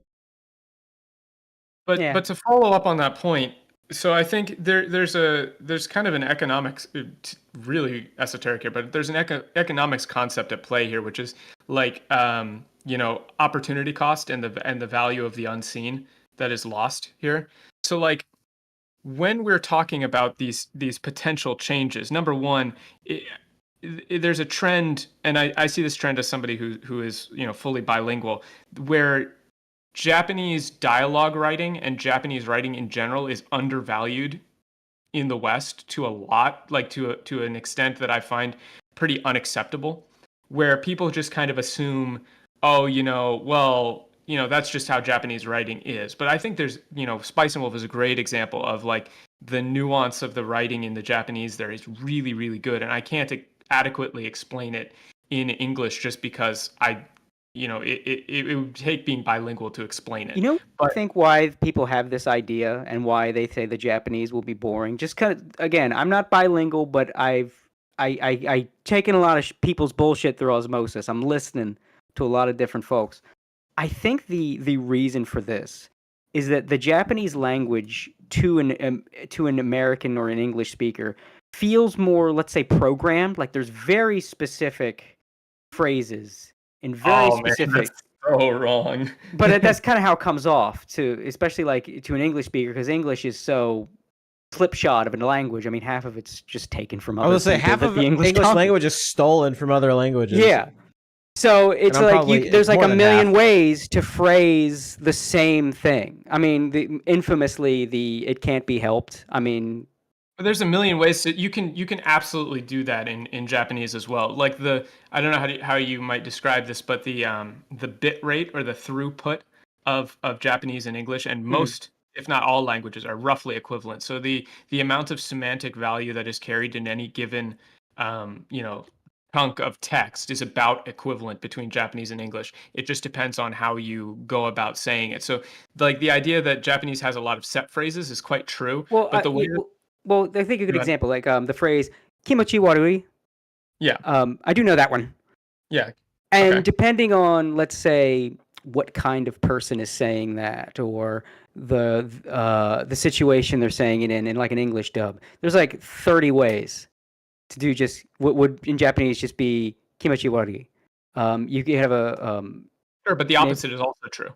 yeah, but just especially if you're just you only speak English, you're just taking in Japanese through osmosis. You watch subtitles and you just notice those repeating lines, and you know that there are set phrases like itadakimasu, arigatou gozaimasu, all that stuff. That's like, I always hear them say this same thing over and over. So it gets this idea that the Japanese language, and then the idea of like different types of speaking are differentiated with just sticking a syllable at the end, like ze or zoi or something like that. Like again, this things that through the American osmosis you pick up. It's like ikuzu for ikuze, ikuzo. Like it's still ikuz, but depending on what you put at the end is supposed to tack on the attitude or the vibe. Whereas it will be the completely different words and phrasing in English. And the English mindset of that means same word but with an ender. We have different words, so they have a very robotic language. We have a vibrant and language of many words and many possibilities. That I think is the reason you have the idea that if you just translate, it'd be very boring. I think that's kind of perception bias, though, on our part. Yeah. I mean, it's totally wrong for one. Like, if you were to speak that way, like in Japanese, like just assuming that you can repeat set phrases or use the same kind of like ideas over and over, and you will be understood. It's wrong. Like Japanese is just as linguistically rich a language as English is. It just differs in the way that you use the language. So there's a lot of nuance involved in things that are unspoken, or how you go about addressing yourself, like which personal pronoun you use, how you end your sentences, but what words you choose to use, how you modulate the words within the sentence. So English accomplishes a lot of the things that Japanese accomplishes with word choice. So if you want to sound more proper, in English, you start using more proper word choices, like "I will be there" rather than "I'll be there." Right? Mhm. That's a very tiny example, but in Japanese, the way that is accomplished is different. It's the same linguistic concept, the same semantic value is communicated, but the manner in which you do it is different. So when people talk about, Japanese, a direct Japanese translation, there is no such thing. There are no words in Japanese that correspond one-to-one to a word in English, right? So like "hai" as yes does not correspond one-to-one. They're not used in all the same ways at all the same times in all the same manner. I think everybody can kind of intuitively understand that, but it goes a lot deeper than that, because when you're talking about the nuance of Japanese language and when you're speaking it, you can get tricked when you're translating, and I think many translators do get tricked into assuming that like this word means this word means that, I will line these up and I'll create my sentence, and you kind of get stilted. And so when they get these stilted outputs, then they go back and say, this seems wrong, I don't know why, it's just not right, so let's just kind of like rewrite it to be more zippy. And so you get stuff like the Eiyuden Chronicles, where they read in way more quote unquote personality in an attempt to represent what the Japanese is doing, but it's such an it's an overcorrection to the nuance of the language.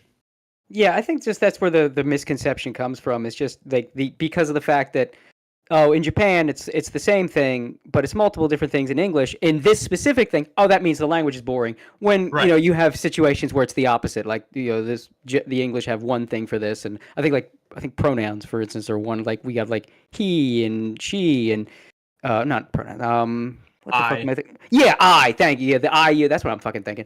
Like I and you. Like there's like a million different kinds in Japan and English. We got I, you. We went maybe a thee, thou. We don't have a lot of different ones. So that's not. They're not thinking about that one. They're just thinking about again the ikuzo. They're thinking about the kimichi warui. We're like, yeah, we have 30 different ways to say that, and you just keep saying the same thing, and then they don't realize, because they say, oh, that means Japanese is boring. They're not thinking like when we say like you, he, and then the Japanese. Yeah. And even those, like, a lot of times people, if you're just listening to like Japanese but you don't speak it, and I'm not throwing shade on anybody because I did the same thing when I was learning, but you will miss out on like the subtle ways in which words are changed, especially when you're talking about casual versus polite language, which is a huge distinction that is made in Japanese. So to give an example, there was a phrase or a word that threw me off for ages, or ages when I was learning, like a couple months, because I just didn't get it. So there's a word that means like house, like uchi can mean house, like ore no uchi, like my house, or watashi no uchi, my house. But when you're speaking casually, that can become like orenchi. It gets like smushed down, and you won't see, you can't explain exactly like the grammar that goes into that. But Japanese has a lot of stuff like that, where like you can say something like ittekimasu. Everyone knows like ittekimasu, like I'll go and come back. But you can also say ittekuru, which is the same thing, but it's a little more casual. There's a lot of stuff like that where the ending or like the conjugation changes to denote how casual you're being. So like if I'm in a business meeting, because I do a lot of business meetings in Japanese, I bust out like the really polite Japanese, but you can also be really, really cynical and really like sarcastic with polite Japanese by being overly polite. By like, if somebody asks you a simple question and you say something like, kento shite orimasu, is like, we'll take that under consideration. That can sound like really, really sarcastic, and you have to like control that. But on the flip side, if you say like, kento suru, like something like that, then you sound like flippant, like you're telling them to fuck off, essentially. Yeah. So it's the same words, but it's just the conjugation that changes. So there's a lot of richness to the Japanese language that doesn't get properly represented when people are talking about it, because, to be quite honest, there's so few people who are into like anime and manga and games. Like Japanese stuff is so popular in the West, but there's not that many people who actually speak the language. So there's like there's a huge language barrier to this day, and it's hard to. It comes down to like trust, right? Like I don't trust a lot of these translators to be doing a good job. So even if like you said, back to your point of you should have that tool in your pocket, I simply don't trust the people with that tool. Like I would prefer they never use it rather than use it wrong. That's fair. Like I think honestly, I wouldn't trust it today either. I think not at all. There have been examples in the past. Probably like I think we would if there's anything we would disagree on bigly in something. I don't know if you've seen it. If you have, you probably grossly disagree with me on. But the localization of Cyber City 808. Oh, I have no idea. Okay, they changed that show. They didn't change the stories. What they did was Cyber City 808 is an OVA. There's a cyberpunk OVA. So what they did, it's gorgeous, by the way. The animation is just some of the best. Like, oh my god. But what they did, it's a 3-episode OVA. So when they brought it stateside, when they brought it overseas, because it's supposed to be like a gritty cyberpunk story, they just HBO'd the script. Just so much cussing. Because it's like, it's gritty, the characters are all like ex-cons, and it's like the corrupt police force. So everybody's cussing up a storm. It has the infamous line about of you wouldn't know a vampire if it got him up and bit you in the dick. It was a YouTube clip of it. A couple of YouTube clips of this show's dub. They redid the soundtrack to have a little more rock to it, a little more action-y, and they redid the opening. They took out the opening song and gave it this like rock instrumental piece with like a little bit of like synth vocals. Again, all of it was done to fit the vibe of the show. It was a gritty cyberpunk, dark kind of thing. So I was like, well, we got like a J-pop opening. Ditch that. And you can put a rock song in there. Fits the vibe better, which I think it does. Honestly, the J-pop, it's weird. It's weird. It's like a very upbeat pop song because it was the '90s. Everything had a fucking J-pop at the time. We were kind of coming out of the early '90s. We were kind of coming out of that '80s anime vibe. You know the vibe back then. So it was like still had that kind of thing going on. The BGM was a little more moody. I would say like it was there. I've heard someone say the English dub BGM fits the action scenes better, and the original BGM fits the talking, mood scenes better. But how do you think like the original composer or the original, sound designer feels about that change? Well, it was I'm sure they don't like it, but they were part of a part of a committee. And that's when I'm like, that's when I have more, I guess, personal wiggle room for those kind of changes. When you're making changes on the same sort of business level as these things were made in the first place. Like this isn't somebody's baby. Like the original sound designer was he was a contractor hired for a job. Do you know that though? Like I feel like that's. You might be reading in your personal feelings into that a little. Like, do we really know? Like, maybe he really loved working on it. Like, that's just a valid of a claim, isn't it? Like to say, well, maybe he didn't really care. He was just a contractor. But without knowledge, I'm not saying you're right or wrong. I'm just saying, but without knowledge of that specific situation, we don't know. Well, maybe he really without knowledge, then I have to default to sort of the standard, and the standard usually is we need a soundtrack, hire a guy. It's not like he was part of. So I wouldn't assume any feelings. It's not like a Yoko Kanno type situation. You know what I mean? It's not like coming into the office and talking with the director on the new track and how the BGM's going to be. It's just we need this. I wouldn't go to one extreme or the other. Then I would just say the person was hired to produce the music or the OST or the sound design for the work. I don't know how he felt about it. Well, I'm not trying to be pedantic here. Yeah, no, I get you. I see like you're expanding on your point earlier and explaining. I'm saying like I don't think that should be done all the time, and the only reason that it even got away with it back then was it was sort of the I guess you could say there was a excitement in the people that were licensing it to make it this bigger thing because audiences are gonna love this. Right. And the new soundtrack, I forget who did it, but it was like a guy that's kind of known in the British music scene, I think. It was something like that. Like it was done in the UK. Yeah. And so it was a project. It wasn't just like, ew, we have like a romance anime with fan service. Let's throw in lines about our politics to make us feel better. Like, wasn't that? It was like, this is cool. Let's make it cooler. It was like kids excited with a new toy. Yeah. And I think you can argue the should they have, but that mentality, I trust more with the keys to the glass case, so to speak, the proverbial glass case, than I do anybody working the industry now. But I'm going to be honest and say I consider both of those perspectives.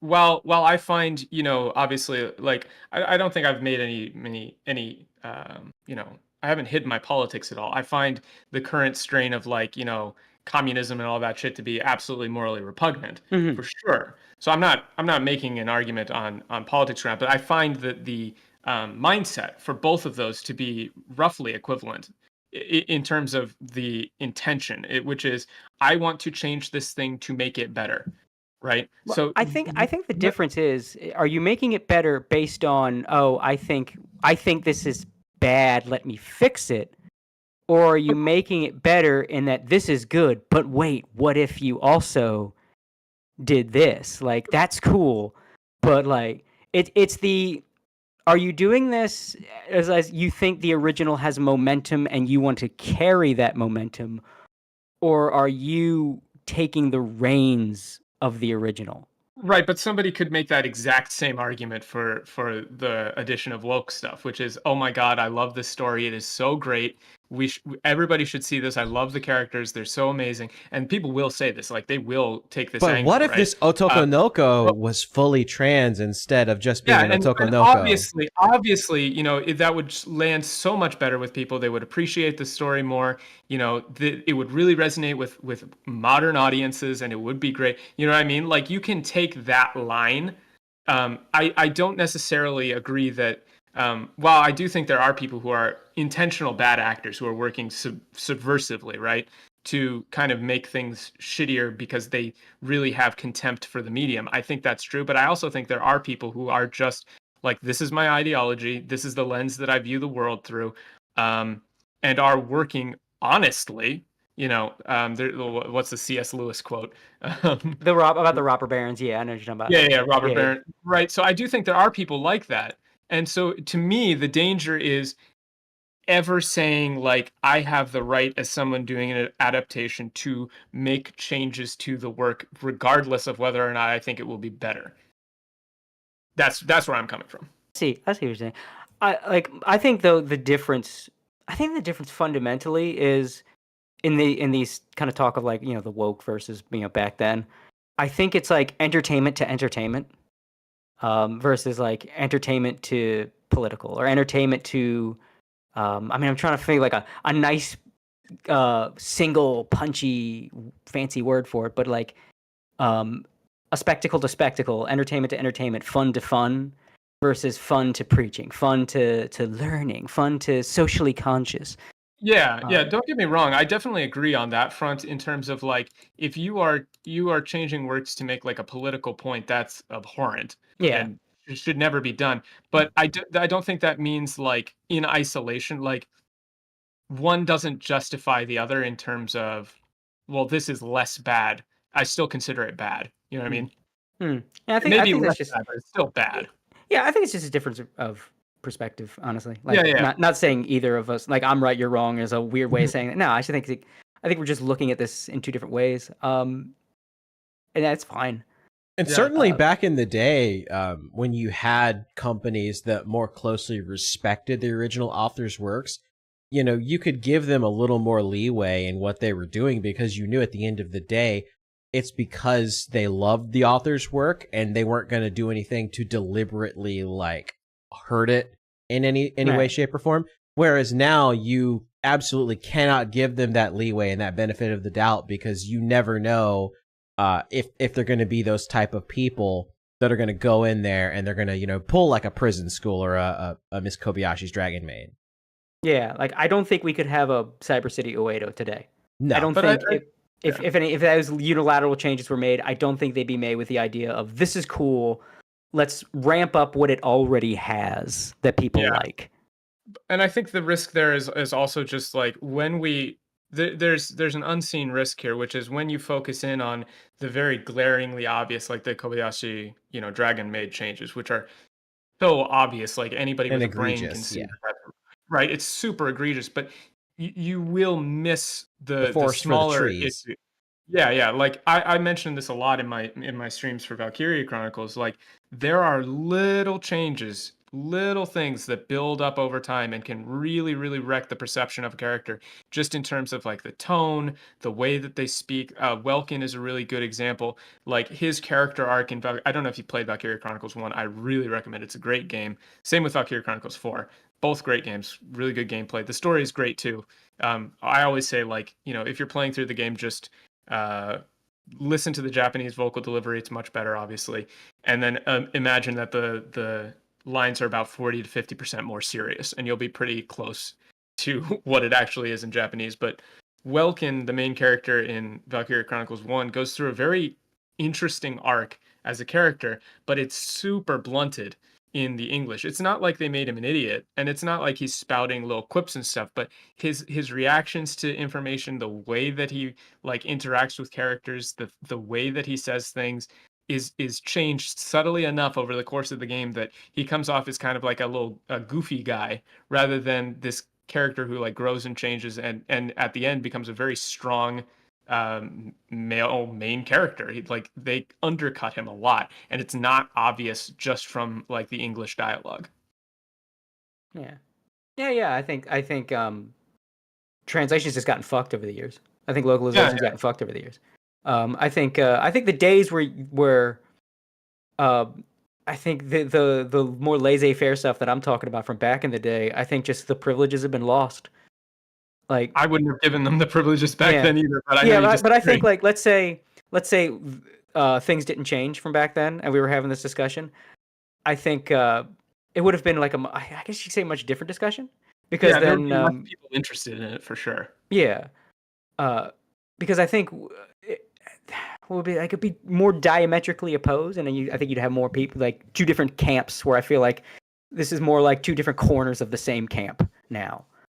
It has become more obvious. Yeah, more obvious, and I think just the culture of translation has changed. Where, like, back then, even if you were making radical changes, like, there was more of a disconnect from Japan. I think Japan was cooler. You have the infamously what happened with Samurai Pizza Cats. Yeah. And that did create something good, and that's why I'm saying, like, I don't want to get rid of that, because you did get Samurai Pizza Cats if you do shit like that. But we don't know what it would have been like. Right. Yeah. But it was pretty something special. Samurai Pizza Cats was something special. And I feel like, I don't want to get rid of being able to have a Samurai Pizza Cats, but I don't trust any of you motherfuckers to make Samurai Pizza Cats. So while I want to keep that behind glass, I'm not giving you any of these motherfuckers out there today anything like remotely close to a key or a sledgehammer. None of you are allowed to break the glass. People that came before you could break the glass, but they're gone now. And you are not fit to walk in their shoes, because they gave a shit. There was a lot of the people that were making those changes. They were still like, old hat, like, not all of them, but there were a lot of guys that were like old hat, like convention nerds that were distributing tapes, and everybody was translating it themselves. And the television culture at the time. Well, you still had to change this because this, standards of practices or demographics are different in America in the 90s or whatever. Like, but I mean, they still gave a shit. They still gave some degree of a shit. Yeah. And now nobody gets to break the glass. It's a museum glass now. I mean, I'm still of the opinion, though, that, like, if you could go back in time and say, look, these old school, RPG changes, all the, the Woosleys and all that, they don't do what they do, and the games reach the States or the West later, but in a more faithful way, I would still say that's preferable to how they entered the Western market, because I think it introduced kind of an air of, oh yeah, that happens when you translate a Japanese game to English. They do that. You know what I mean? Like that kind of attitude of, oh yeah, that's to be expected. I see that. Yeah, I don't want to like, for sure, your experience and your memories of playing those old games, no one can take those from you. I have fond memories of playing old Japanese games, or, watching Pokemon as a kid. I didn't know it was from Japan. I watched Dragon Ball Z, the dub, when I was a kid. I thought it was just a cartoon. I thought it was awesome. I don't want to take that away from anybody, and I certainly don't think I would, but, we don't know what it would have been like if they had been, because, like, a lot of these properties are popular in Japan for a reason too, so who knows what it would have been like if we had a more closely, faithful translation of those earlier games. Of Kyatonin Tiandi, yeah. Yeah. Yeah, that's fair. I mean, you do have, like, when they go back and do a more faithful translation, like Chrono Trigger is a good example. Yeah. Like Chrono Trigger DS was a lot more faithful translation than the original SNES, and I think it was a better one. I think Chrono Trigger DS script is a lot better. But you kind of see why changes were made back in the day, because, the font size limits, the font size limitations and things like that. That was a big one back in the day. Sometimes that comes into play, but I've also seen old school games that were way more verbose than the Japanese. Yeah, that would happen too. But, like, you have situations like that, and I think, like, there's not as much reason to get as creative anymore as there was back then. For sure there's not. Yeah. I can understand, like, the limitations of the day. Like, I definitely don't want to judge the actual, like, material conditions of that time period, because a lot of those people were like working in the dark. They didn't have access to a lot of information, so it's understandable, but I still think it's unfortunate. Yeah. You wish, Yeah, I almost wish that you could go back in time and be able to like take those works and apply like modern techniques to it so that it could be more faithful. Yes, absolutely. Yeah, I think in general that's true. I don't know whether it's just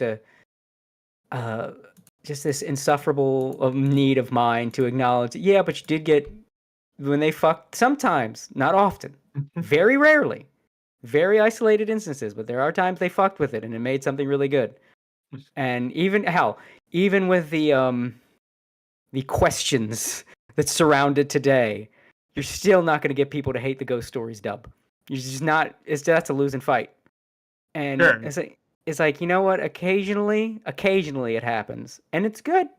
And a lot of times they try it and it's bad. You'll never get me to say it's good, but I can acknowledge that people like it. Yeah, well, yeah, the Ghost Story, I think it's very divisive, right? It's very divisive. Like, it's real. I've never seen somebody that's in the middle on that. They either absolutely love it or they absolutely hate it.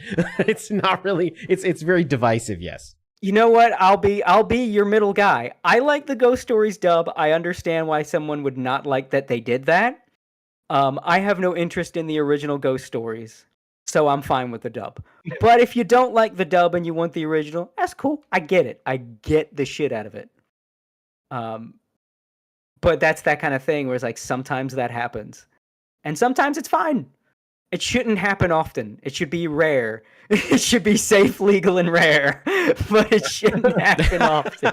I like this is Scratch Point. He's in the chat. He says, "I don't expect anyone to dislike Ghost Stories, but it would be nice if people stopped perpetuating the myth that it was done because the original was a failure in Japan." Yeah, I see that a lot, and that's something I always try to push back on.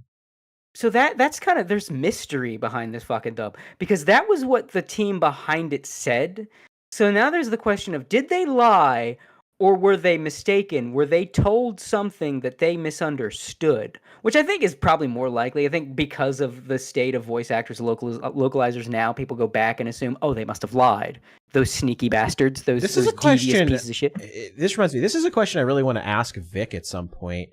Because I'm pretty sure... he was barely involved. He was in like 2 episodes. He doesn't even remember he was in it. Because somebody asked him, I remember. Because someone asked him at Anime Matsuri if he could just like quote a line, and he's just like, I gotta be honest, I don't even remember half of anything that happened. Yeah, he forgot he was in it.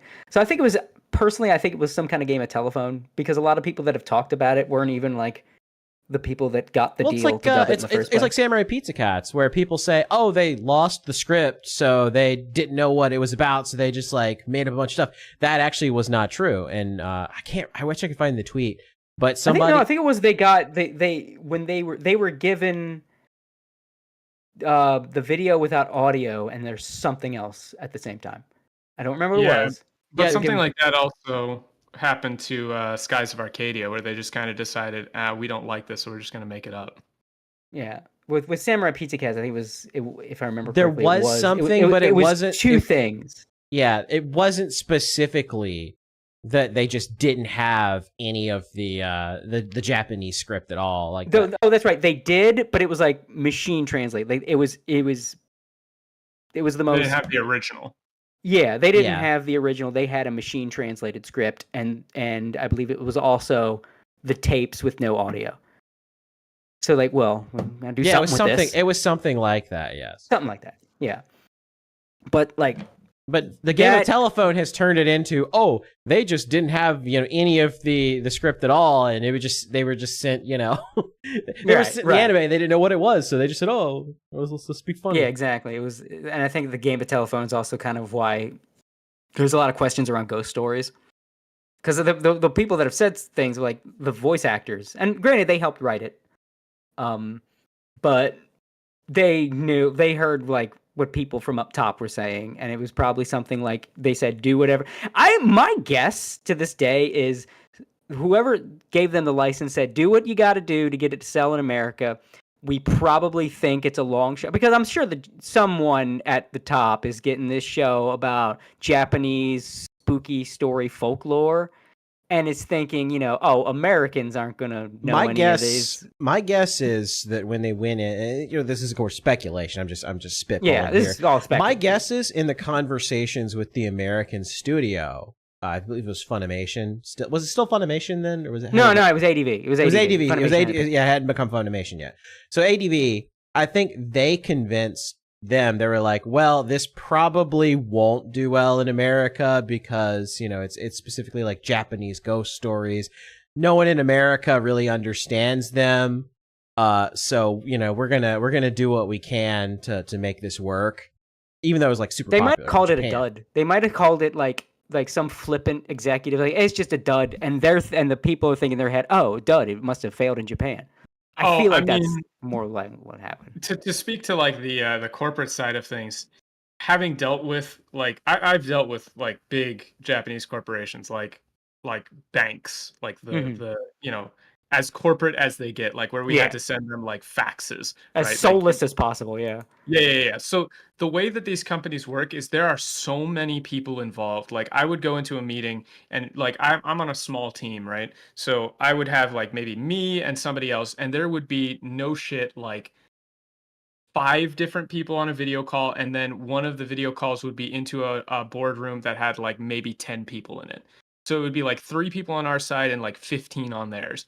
And whenever you would send an email to them, you would CC like literally 20 people. So there's no way any one of these people had any sort of like personal attachment or care into any individual meeting. They're just like going to meetings. Like that's how it happens. So like corporate culture in Japan, I guarantee that whoever was like handling the distribution rights or whatever for that was just like, huh? Okay, yeah. Oh, that's the Western release. Sure, cool. And then they stamped it, and then nobody thought about it after that. And whatever they heard about it now has been like, you know, however long it's been, and nobody has thought about this thing since then.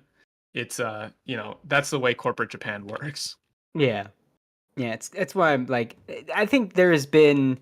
It's why they can get away with so much nowadays, because they're just kind of like, yeah, whatever. But of course now that we live in an age where you get instant feedback, and you can just use AI to, you know, translate Twitter posts, I feel like Japan is becoming more keenly aware of the stuff that's going on.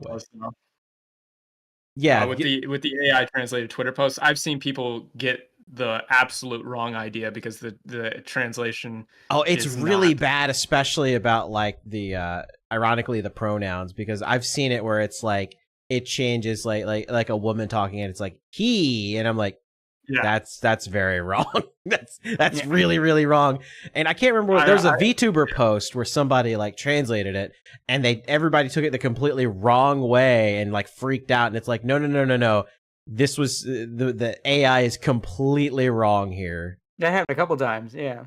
I mean, Twitter culture too in Japan is quite different. Like, there's a whole thing where like people really tend to avoid commenting on posts that are like outside of their friends and followers. Like there's even like an intro line where it's like FF gai kara shitsurei shimasu, which is like, I'm sorry, I'm not a part of your, you know, like your followers or I'm not following you, but, and then I'm going to make my post. So you say that before you make a post, because it's just like way more polite. Like, so when you see like, I always cringe when I see people using very clearly like Google DeepL like posts underneath a Japanese artist or something.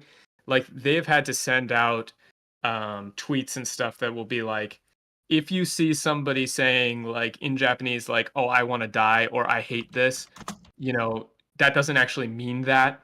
It means they love it, because it doesn't communicate. You know, when somebody's like, oh, you like Gosling posting doesn't translate to Japanese Twitter very well, because and it's really affected some Japanese artists. Like you have to be careful, because some of these people will see like a bunch of people saying, oh, I hate this, oh, this is awful, right? And they'll be very affected by it, because, you know, they're assuming like, oh, these Western people just like really hate my work, and it can be quite bad. So you like, people need to be careful with that. It's the reminds me of that infamous moment after the Dragon Ball Evolution launch, where there was a very smarmy message from a couple of the actors, where one of them said like, and we can't wait to make 5 more of these.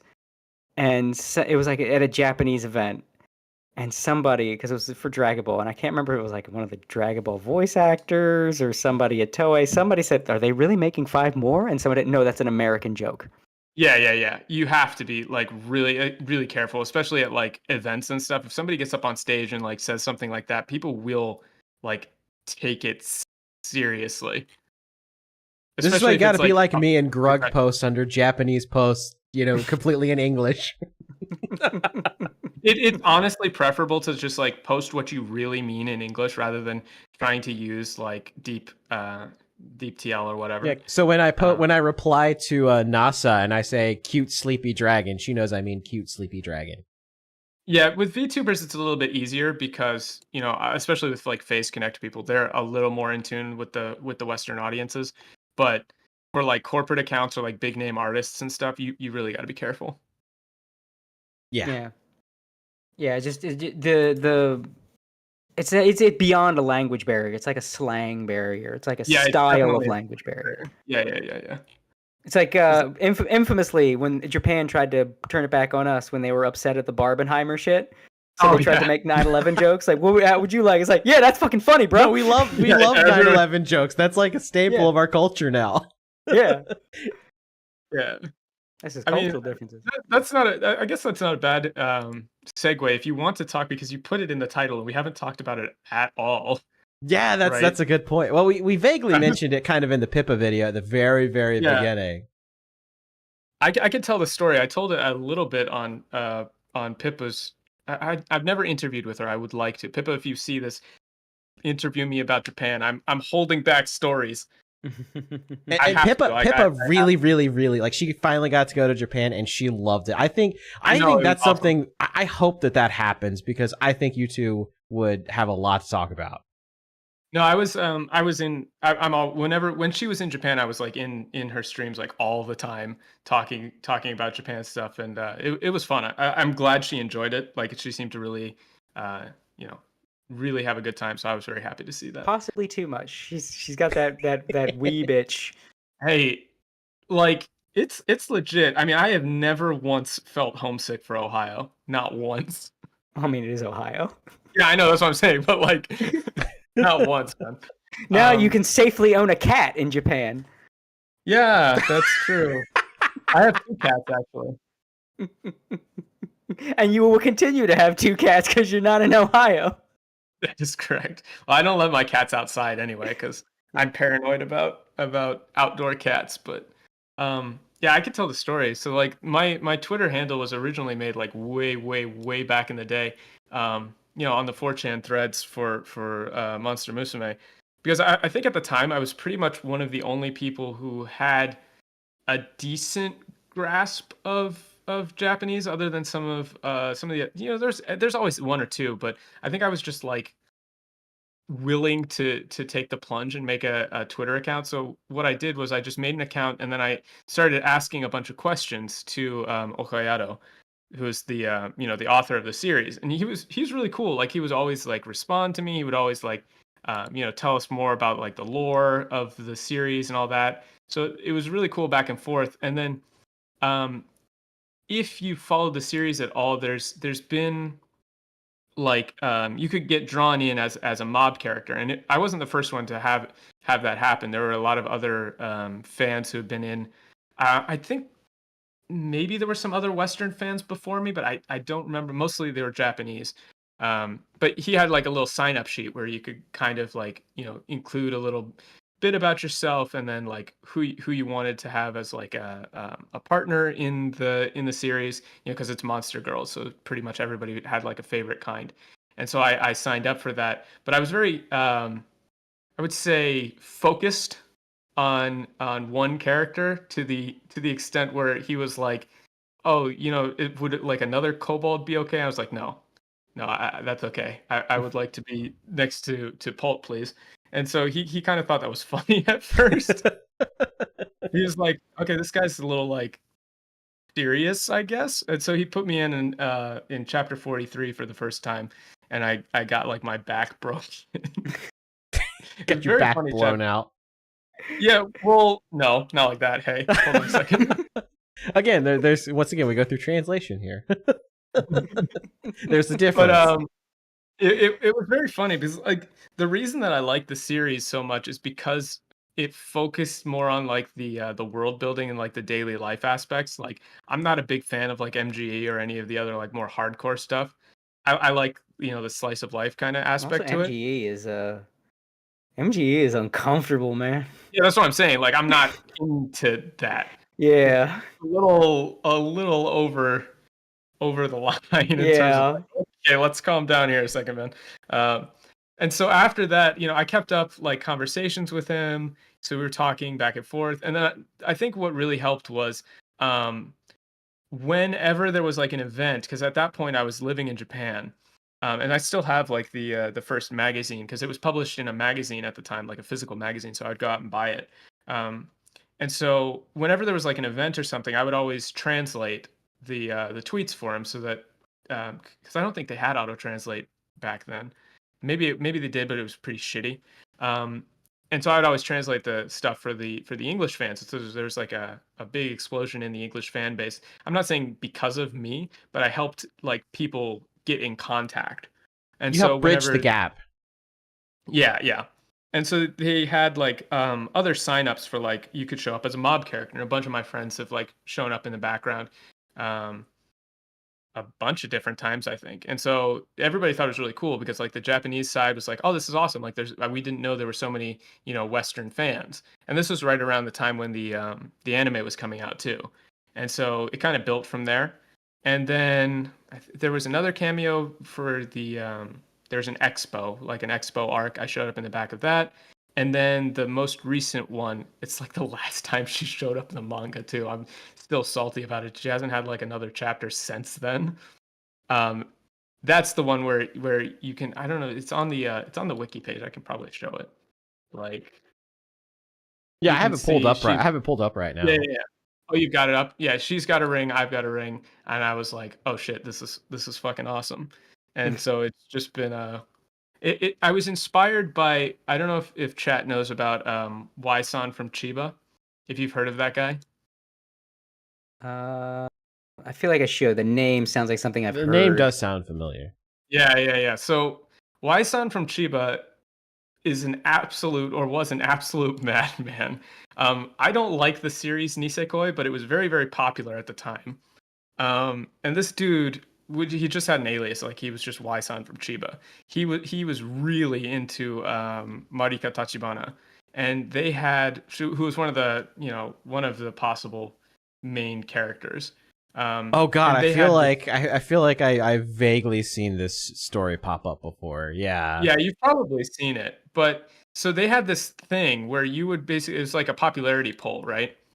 And the way it worked is you had to write postcards, and you had to send them in physically.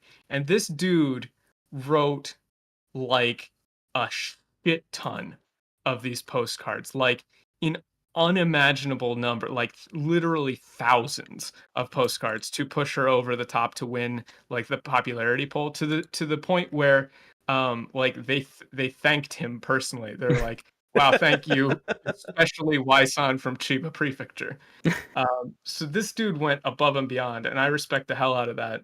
And then at the end of the series, which has a garbage ending in my opinion, I mean, you can fight it out in the comments. I will say that I've never actually watched Nisekoi. Don't bother. Fair enough. It's so obnoxious that there's literally like one of the most popular images for Nisekoi. I'll post it in the Discord for you. It's here.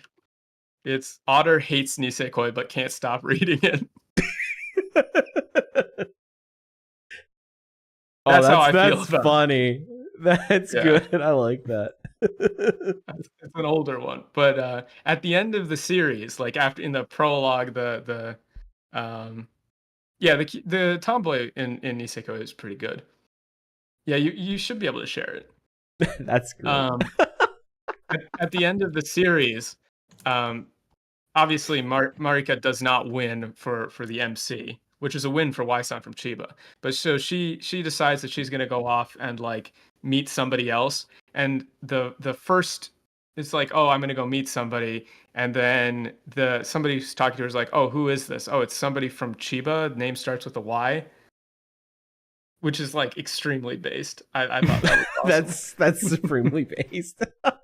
Right? So I was like, oh man, that guy's awesome. I should do something like that. And so then I did. Yeah, that's amazing. So, like, you're one of the few people that have actually managed to not only like get yourself drawn as a character in a manga, but you also won. Like, you became the husbando of your 2D waifu in canon. It is canon. right? I always said, like, people are like, oh, you should do a cosplay. I was like, dude, I cosplay myself every day. Right? I can't not. It's gonna be awkward if you actually do find a woman in real life. Like, is this? Oh, that's never happening. Is it polygamy? It's over like, for me, dog. Is it polygamy if it's like cross dimensions? I mean, plug my ass into the Matrix. I'm ready. give me the full dive VR. I'm there. The full dive VR. You die in the game. You die for real sword art shit. Yeah, he's there. It's like, yeah, no, I don't bring put me in back. a better series. I don't want to be in sword art, please. I mean, like sword art, but not sword art. Get him an Yggdrasil account. There you go. No. I don't want to go to sword art universe, please. Anything but that. Well, that's what I said. Yggdrasil. That's Overlord. Oh, but I don't want to be a giant bone man. You be a slime. You just be whatever you want to be. You'll just know that when the game shuts down, if you're still playing, you're gonna be that permanently. So pick your optimal man quick. Oh, so and build an NPC that's literally just Polt. Human male sword user, longsword user. Male sword user, full pseudo armor. Exactly. And Kobold GF.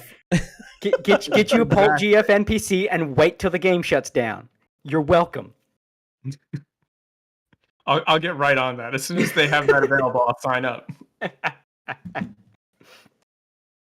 Yeah, I just think that's crazy. I think it's also funny. I think it's funnier, really, from an outside perspective, that it was this like side character that you snagged, and kind of became popular with the author. Yeah. To be real, like that's the only way it was ever going to be possible. Yeah, but this man swooped in and snagged the extra, like in real life. She's the best character in the series. She gets like 0 time, but she's very obviously the best character. Obviously, like there's no debate. I think it's weird though. I think it's weird. I gotta be a nerd. I gotta be a big nerd. I gotta grow Coke bottle glasses onto my face for this take. But I think it's weird. She's supposed to be a kobold. Oh, I can explain that. Why not just a werewolf? Why a kobold? They're like dragony.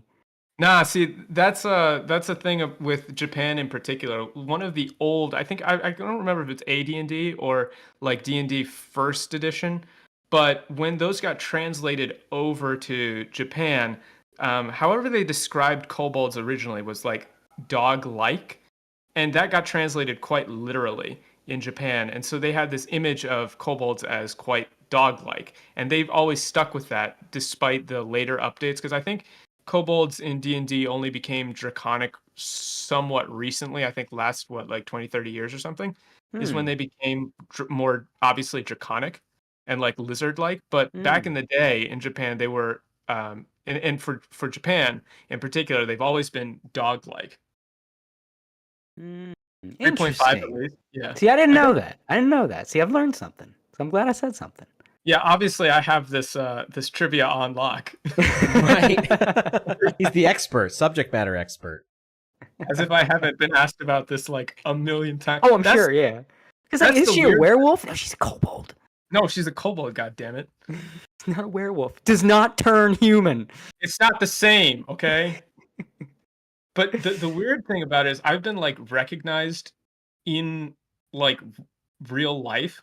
Just like, because Tokyo, like, I was walking around Tokyo. I think I went to like a Spice and Wolf thing, and somebody was like, "Oh, hey, you're that guy." And I was like, "I don't know what you're talking about."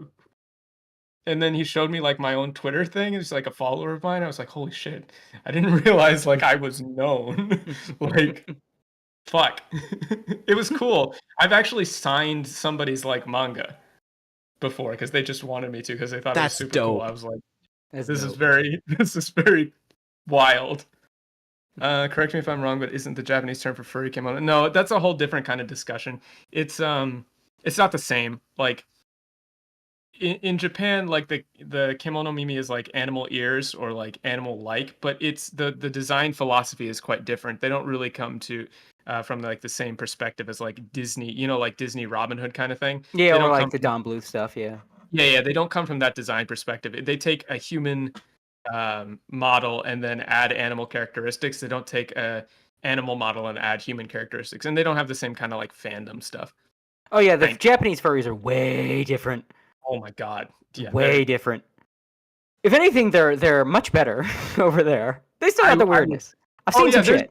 There's weirdness for sure. I don't consider myself one because I'm happy being a human, right? Yeah. But all in all, they kind of just like stay to themselves, right? Like they just kind of do their own thing. Like you will never find like a big convention that like ruins a hotel, for example. They Or like accidentally or like- gas themselves. or like a rainforest cafe or something. Like that would never happen. Oh yeah. It's a much different beast. Pun kind of intended, a little bit intended. Yeah, like I mean, I guess it's a nice way to talk about like Japanese culture in general. Like there are so many people in Tokyo that if you have a niche interest in something, there will be enough people to like make up a group for that, right? Like no matter what it is, you will find enough people who will be interested to like talk about it or be a group. But at the same time, like while the whole like the nail that stands out gets hammered down thing is kind of true, that's not true when it comes to like subcultures and people who are just hanging out among themselves. Like once you're willing to like be on the outside of like normal like 9 to 5 kind of society, people go wild. They'll do whatever they want, but they keep it within the bounds of that group. Unless you're like a train otaku, they bother everyone. But Oh yeah, I've heard the stories. Yeah. oh, they're insane, man. They're insane. But everybody else, for the most part, is they kind of just keep to themselves. So like you'll see people going to like events and stuff. They're totally chill. Like I've been to a bunch of like anime events. Like I went to the Tomo-chan event that they had like a live with the cast and crew and the voice actors. Everybody's super chill. Same thing with Spice and Wolf. I've been to a couple of live events for them, and everybody there is just they're really cool. Like nobody freaks out, at least not often. Yeah, I noticed like a lot of that stuff in Japan all kinds of blends together into it's like the way it used to be in America, where in America all of this was like under one umbrella of like comics and sci-fi and stuff, and it feels like from an outsider's perspective, kind of looking at it, it looks like in Japan they still kind of do that, but it's more like on the umbrella of comics in general, comics and anime and all that stuff. It depends a little bit. There's Like they have definitely sub factions, but they're all like part of a larger family. Whereas in America, they all split off into their own separate families, so to speak. Yeah, I would say that's just kind of like a function of Japanese otaku interests being or anime and manga being a little more broad in terms of like the number and types of genre available. I'm not too big or not into at all like Western comics or that kind of scene. So I don't know, maybe things have gotten better, but my outsider perspective is that, the comics genre in the West is pretty limited in terms of like what you can find that's popular, that gets a lot of runs. Like obviously there's stuff that you can find that, doesn't fall into like the superhero genre, right? Oh yeah, in the West, comics are very splintered. Like it's very I mean, niche is one way to say it, but I don't know how correct that is. It's more like there's just so many, and it's like there's a lot in Japan, but God, there's just indie comics, I guarantee, like Japan, in terms of like manga that is sold, like everyone in Japan reads manga. It's not niche at all. Like you can. I mean niche in that like in the West, it's less popular, but there's more of them. I would agree. I'm not sure anyway. Because you have not just the indie publishers, but then you have stuff like webcomics. You have webtoons. You have Indiegogo comics. The crowdfunded comics. So you have all of these various avenues for comics, but you have less of the mainstream hook or mainstream hold that comics have in Japan, where yeah, there's a lot in Japan, but you don't have like again you have the amount of webcomics, the amount of webtoons, the amount of crowd-funded comics, indie comics, the indie comic publishers, the mainstream publishers, and the mainstream publishers outside of Marvel and DC. So it's like a lot. It's a lot more for less people in the West. Yeah, I'm not sure. I would have to. I can't say one way or the other. I know that there's a lot of online comics and a lot of like you can see there's like Twitter comics and stuff everywhere. There's a lot of self-published stuff like Comic Dude does a lot of smaller comics, so it definitely exists. But I think what I meant more was like the breadth of genre for comics in Japan is quite broad. So there's like I can go out tomorrow to a random bookstore and find like a manga about somebody who just like goes camping and cooking, or just goes to like random bars and writes a report about that as a manga. I've seen that at least 4 or 5 different manga that are just about that kind of thing. But then you also get stuff like Girls Last Tour or like Dead Demons DDD Destruction. Like it's broad. Like there's a lot of different stuff. Whereas, and correct me if I'm wrong because I don't know. I haven't been in the States for a long time now. But my perception of Western stuff is like it's still very much caught up in like the action side of things, like superheroes and that kind of stuff. Yeah, pretty much. Superheroes are kind of like obnoxiously prevalent, but not as much as they used to be. It is very. There's more of an mindset with Western comics of what's the point.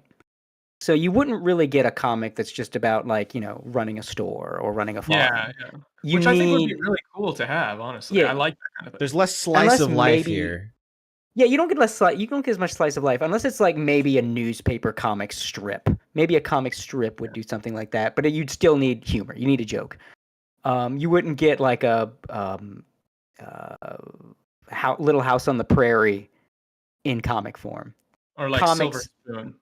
Yeah, you'd need with Western comics, especially Western comics have a lot of emphasis, not just like obviously it's a visual medium, but like what are you doing with that art? You want those big splash pages, you want those dynamic angles and all that stuff. You don't want just Garfield being thrown out of a window. Yeah, you don't want just like, and I'm not like being dismissive, but you don't want just people sitting around talking. But like, where was his pipe? Yeah, that's a good point. That's a good question.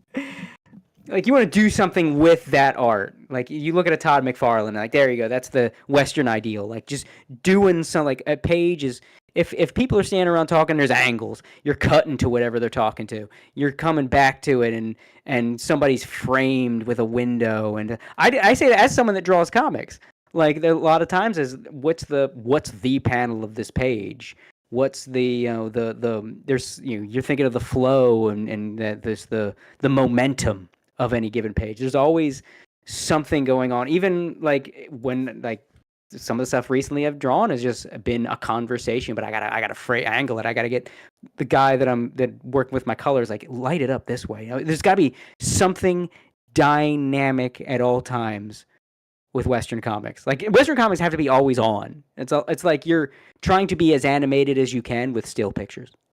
That's kind of where I can understand. I think there's definitely also a perception of just like. A lot of what Japan does not become popular in the West and does not get brought over. Like I would say a solid 90% of manga, if not maybe even more, never gets an English release or even an English fan translation because there's just so much. And a lot of what does still fits with that Western mentality. Like you see just some of the panels and pages of My Hero. Stuff, right? Yeah. And like My Hero Academia, I think like there's this one page where like Overhaul is reaching out and his hand is like close to the camera and his hand is used as the panel. So between his fingers are other panels and shit going on. It's like that's very much like what a Western page would do, like crazy shit with the paneling and like a dynamic action and stuff like. So the stuff that does get brought over here still kind of not intentionally following, but in our minds follows the same Western mindset of not just. It's like not just telling the story through pictures, but like, what's the point of the pictures? What's the pictures doing? Yeah. I think the reason that I tend to like manga more, other than just, being able to read it natively is because a lot of the I really enjoy a lot of like the esoteric and slower stories a lot more. Like I don't care, like I can't remember the last time I read like a shonen manga or like an action stuff. I'm really into like the slower stuff, like Girls Last Tour, Spice and Wolf, Spice Wolf's Kino, fucking great. yeah, Kino's Journey, that kind of thing, where the point is not the action, it's like the dialogue and the setup and all of that stuff. So I think that's my perspective on it. It's interesting because there's basically three schools, three realms of comics. You have America and that general Western area, Europe and Japan. And you know all about Japan. And I've talked about America, and Europe is interesting too. Because in Europe, especially France, comics are about as mainstream as they are in Japan. Like, it's America pretty much is the outlier that has this view of comics, and comics aren't as big. And I would say a lot of the comics industry kind of did it to themselves. Yeah. In America, but like in Europe, it's about as mainstream with bande dessinées, and their philosophy is also very different because they're much less action focused in America. Again, the American mindset is, what are you doing with that page? And the European answer is details, bitch. Like European comics will just be like they've got action stuff and everything, but they'll have like the slower pace stuff. They have this esoteric stuff, and a lot of it is they're trying to make movies. See, at their core, American comics are kind of making movies, but they're really making cartoons. They're trying to be animated. Even when they're hyper detailed and hyper realistic, they're still trying to feel like have that feeling of motion, things happening, animation. Japan, a little bit of column A, a little bit of column B, but a lot of bande dessinées are the static image, the shot in the movie. And you look at like European comics, and it's just so many of them is like establishing shots, two guys standing there, and it's just all the details in the world. Everything's hyper realistic. If anything, that's kind of my biggest criticism of bande dessinées, and why like Razor Fist pushes them a lot. Like, no, they're better than manga. Like, they're never going to catch on like manga did, because manga is like crazy and inventive. Not to say bande dessinées aren't inventive, but like 90% of bande dessinées all look photorealistic. The artwork's great, but 90% of it's fucking photorealistic. Well, there's also just the fact that like the manga industry again is like super diverse. So you can find whatever you are looking for in terms of manga. If you want to find some oddly specific thing that caters to your niche interest, you will be able to find a manga about it like 99% of the time. European comics are kind of like that. It's actually interesting if you look at the three. It's almost like a slider. Like they move from that to focused. And I want to say focused like, oh, it's better than Japanese, but like we know specifically what we're looking for. Whereas Japan is like, let's try this. And bande dessinées are kind of in the middle. Like there's a more different kind of things than there are in American comics, less than there are in Japanese comics. And you get this middle ground. And like I said, I think the big reason it doesn't spread like manga does is manga is kind of like visually interesting. It's like all the different styles, and it can be really realistic or it can be really cartoony. You can have a monster or One Piece or Berserk or Dragon Ball. They all look very different, but they still kind of look like manga. Whereas European comics, like 90% of them all look the same, and they look gorgeous. But like unless it's Mobius or Asterix and Obelisk, they all look the fucking same to the untrained eye. Well, that and I'll be dead and buried before I give my money to Europe. Fair enough.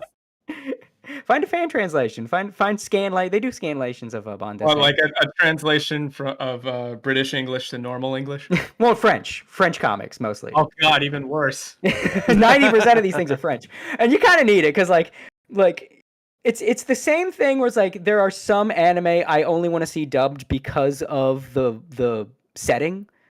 Like it's gonna just be too immersion breaking to see a story set in an American city and they're all speaking Japanese.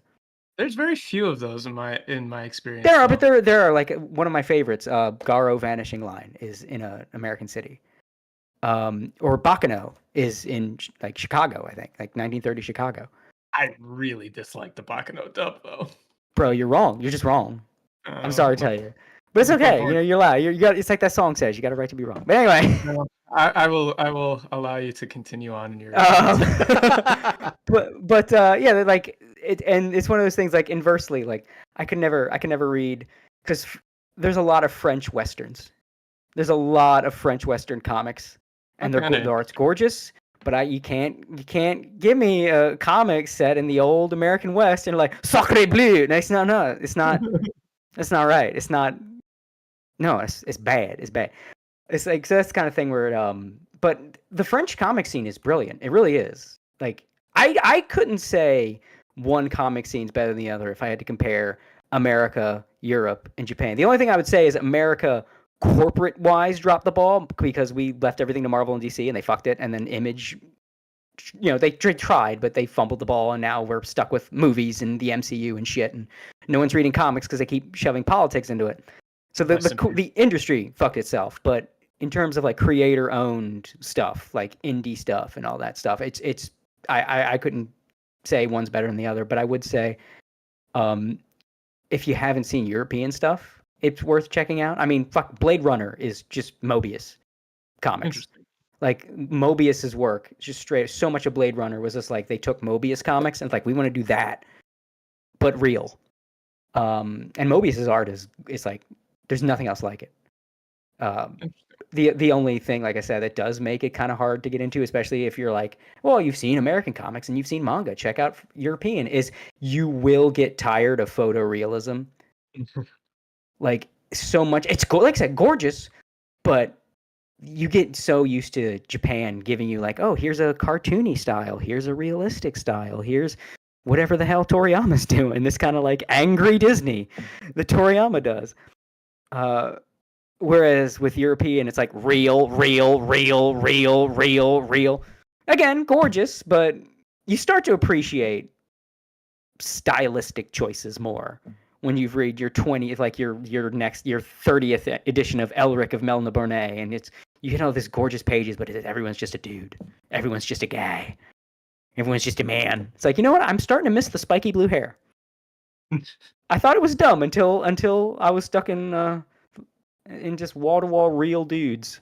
And yeah, I think that perception too is like also born of like the fact that shonen is so popular. Mm-hmm, yeah, it gets brought over like this isn't on you because I think it's completely valid for people to be like, oh, I miss like the spiky blue hair, but like that perception of manga in Japan is not nearly as strong. Like obviously like the big shonen stuff is big, like One Piece and all of those, like, My Hero Academia, that kind of stuff is big.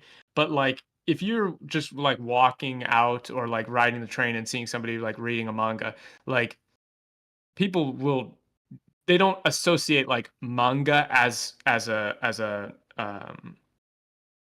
medium with like shonen by itself. You know what I mean? Yeah. Yeah, I think. I mean, obviously it is, but I like as a Western, because I'm speaking also to the audience listening. For sure. Like it is. I wanted to like, hey, check this. There's a third world, not a third world, but world number 3 There's a of third comics. realm. There's a third realm of all these comics yeah. you can check out. Yeah, you can check out. It's just like I said. It's France, right? So you were right the first time. Yeah, actually, that tracks. Yeah. Can't even say no to that. I like Azahara in the chat. It is. There is a third world, Brazil. Oh yeah, Brazilian comics. Brazil. Brazilian does have its own comic scene that is different than the big 3 realms. For better or worse, Brazilian comics. I'm just kind of fascinated by like comics around the world and how it shaped, and like it's why I love manga so much. It's one of the 3 pillars, Like Brazilian comics, though, it's like there are 2 kinds of Brazilian comics: weebs and people that lived through a communist regime and are angry about it. And those are your 2 main sources of Brazilian comics. So you'll get like, if anyone remembers the Brazilian Mega Man comic, and that shit show. I'm judging by the fact neither of you acted. I'm shocked. Have either of you ever heard of the Brazilian Mega Man comic? I've never heard of Brazilian Mega Man. Never heard of it. Oh my god! Strap the fuck in. So they got the guys in Brazil got the rights to do a comic of adaptation of Mega Man, and they decided to just make up their own shit story wise. It is insane. It is very horny. and it is written by very bitter Brazilians that are mad that the Brazilian comic scene isn't bigger. So, where does one even start? You know what? I'm gonna pull up a picture, and it's Novas Adventuras de Mega Man, the New Adventures of Mega Man, and they had okay. Here's how crazy it is. Okay, they got different artists. So it was published in a magazine, like a gaming magazine initially, and then they would get, or I think it was like alongside or something. I forget how it was published. It was published in a weird way, and there's technically only a handful of issues, but there's like a different artist every issue, and they changed writers 3 times, so it feels like it went on for years. Like, here's one image that comes up on Google Image. Wait, no, this one might be better. So this is what I mean by weeb. So I'm gonna drop this in the general chat. So this is one image, and this is from the same comic. Uh-huh. Fuck! I thought I copied the image. So this is from the same comic. God damn it! It won't let me copy the fucking image. What the hell? Okay, thank you, Mega Man Wiki. Okay. Oh, there we go. That is very 90s anime. So that's from the same comic. Oh my god. There is one point. It's like the same issue, or? Yeah, there's these are 2 different issues. Here's another cover. Maybe you can show this one. That's supposed to be Roll. I was gonna say that's just Roll, and she's just butt ass naked. Yeah. What is happening to her right calf? I think it's supposed to be the proportions of Mega Man boots, kind of. But she's. But then look at her left. But look at her left leg too. Yeah. Like it's like broken. So there was one point in the comic where the author introduces his own OC called Princess. Who is introduced not in the story, right?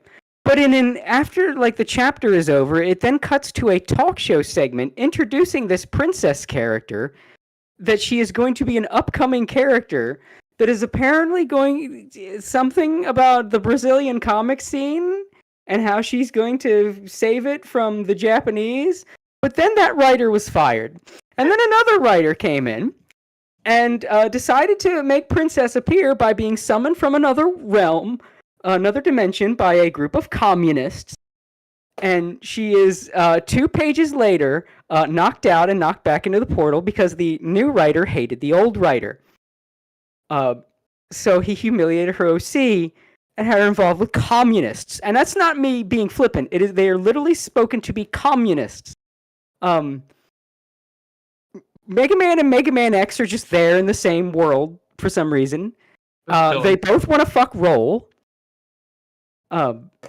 It's really weird. There's a whole child slave angle with Roll. She was a very different backstory, very fucked up.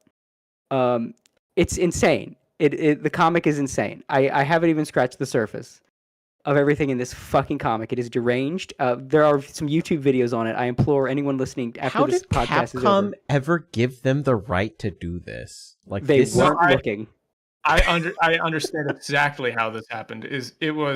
We would like to distribute or make Mega Man for the Brazilian market, and there were like 30 million emails back and forth, or however they did it at the time, and no one in Capcom checked. They just said, "Huh? What? Brazil? Okay, whatever. We don't care. Do whatever you want." And then no one checked on it after that. And then I assume they never thought about it again. Yeah. So this that I just sent, the girl on the right was the OC character Princess. It was just.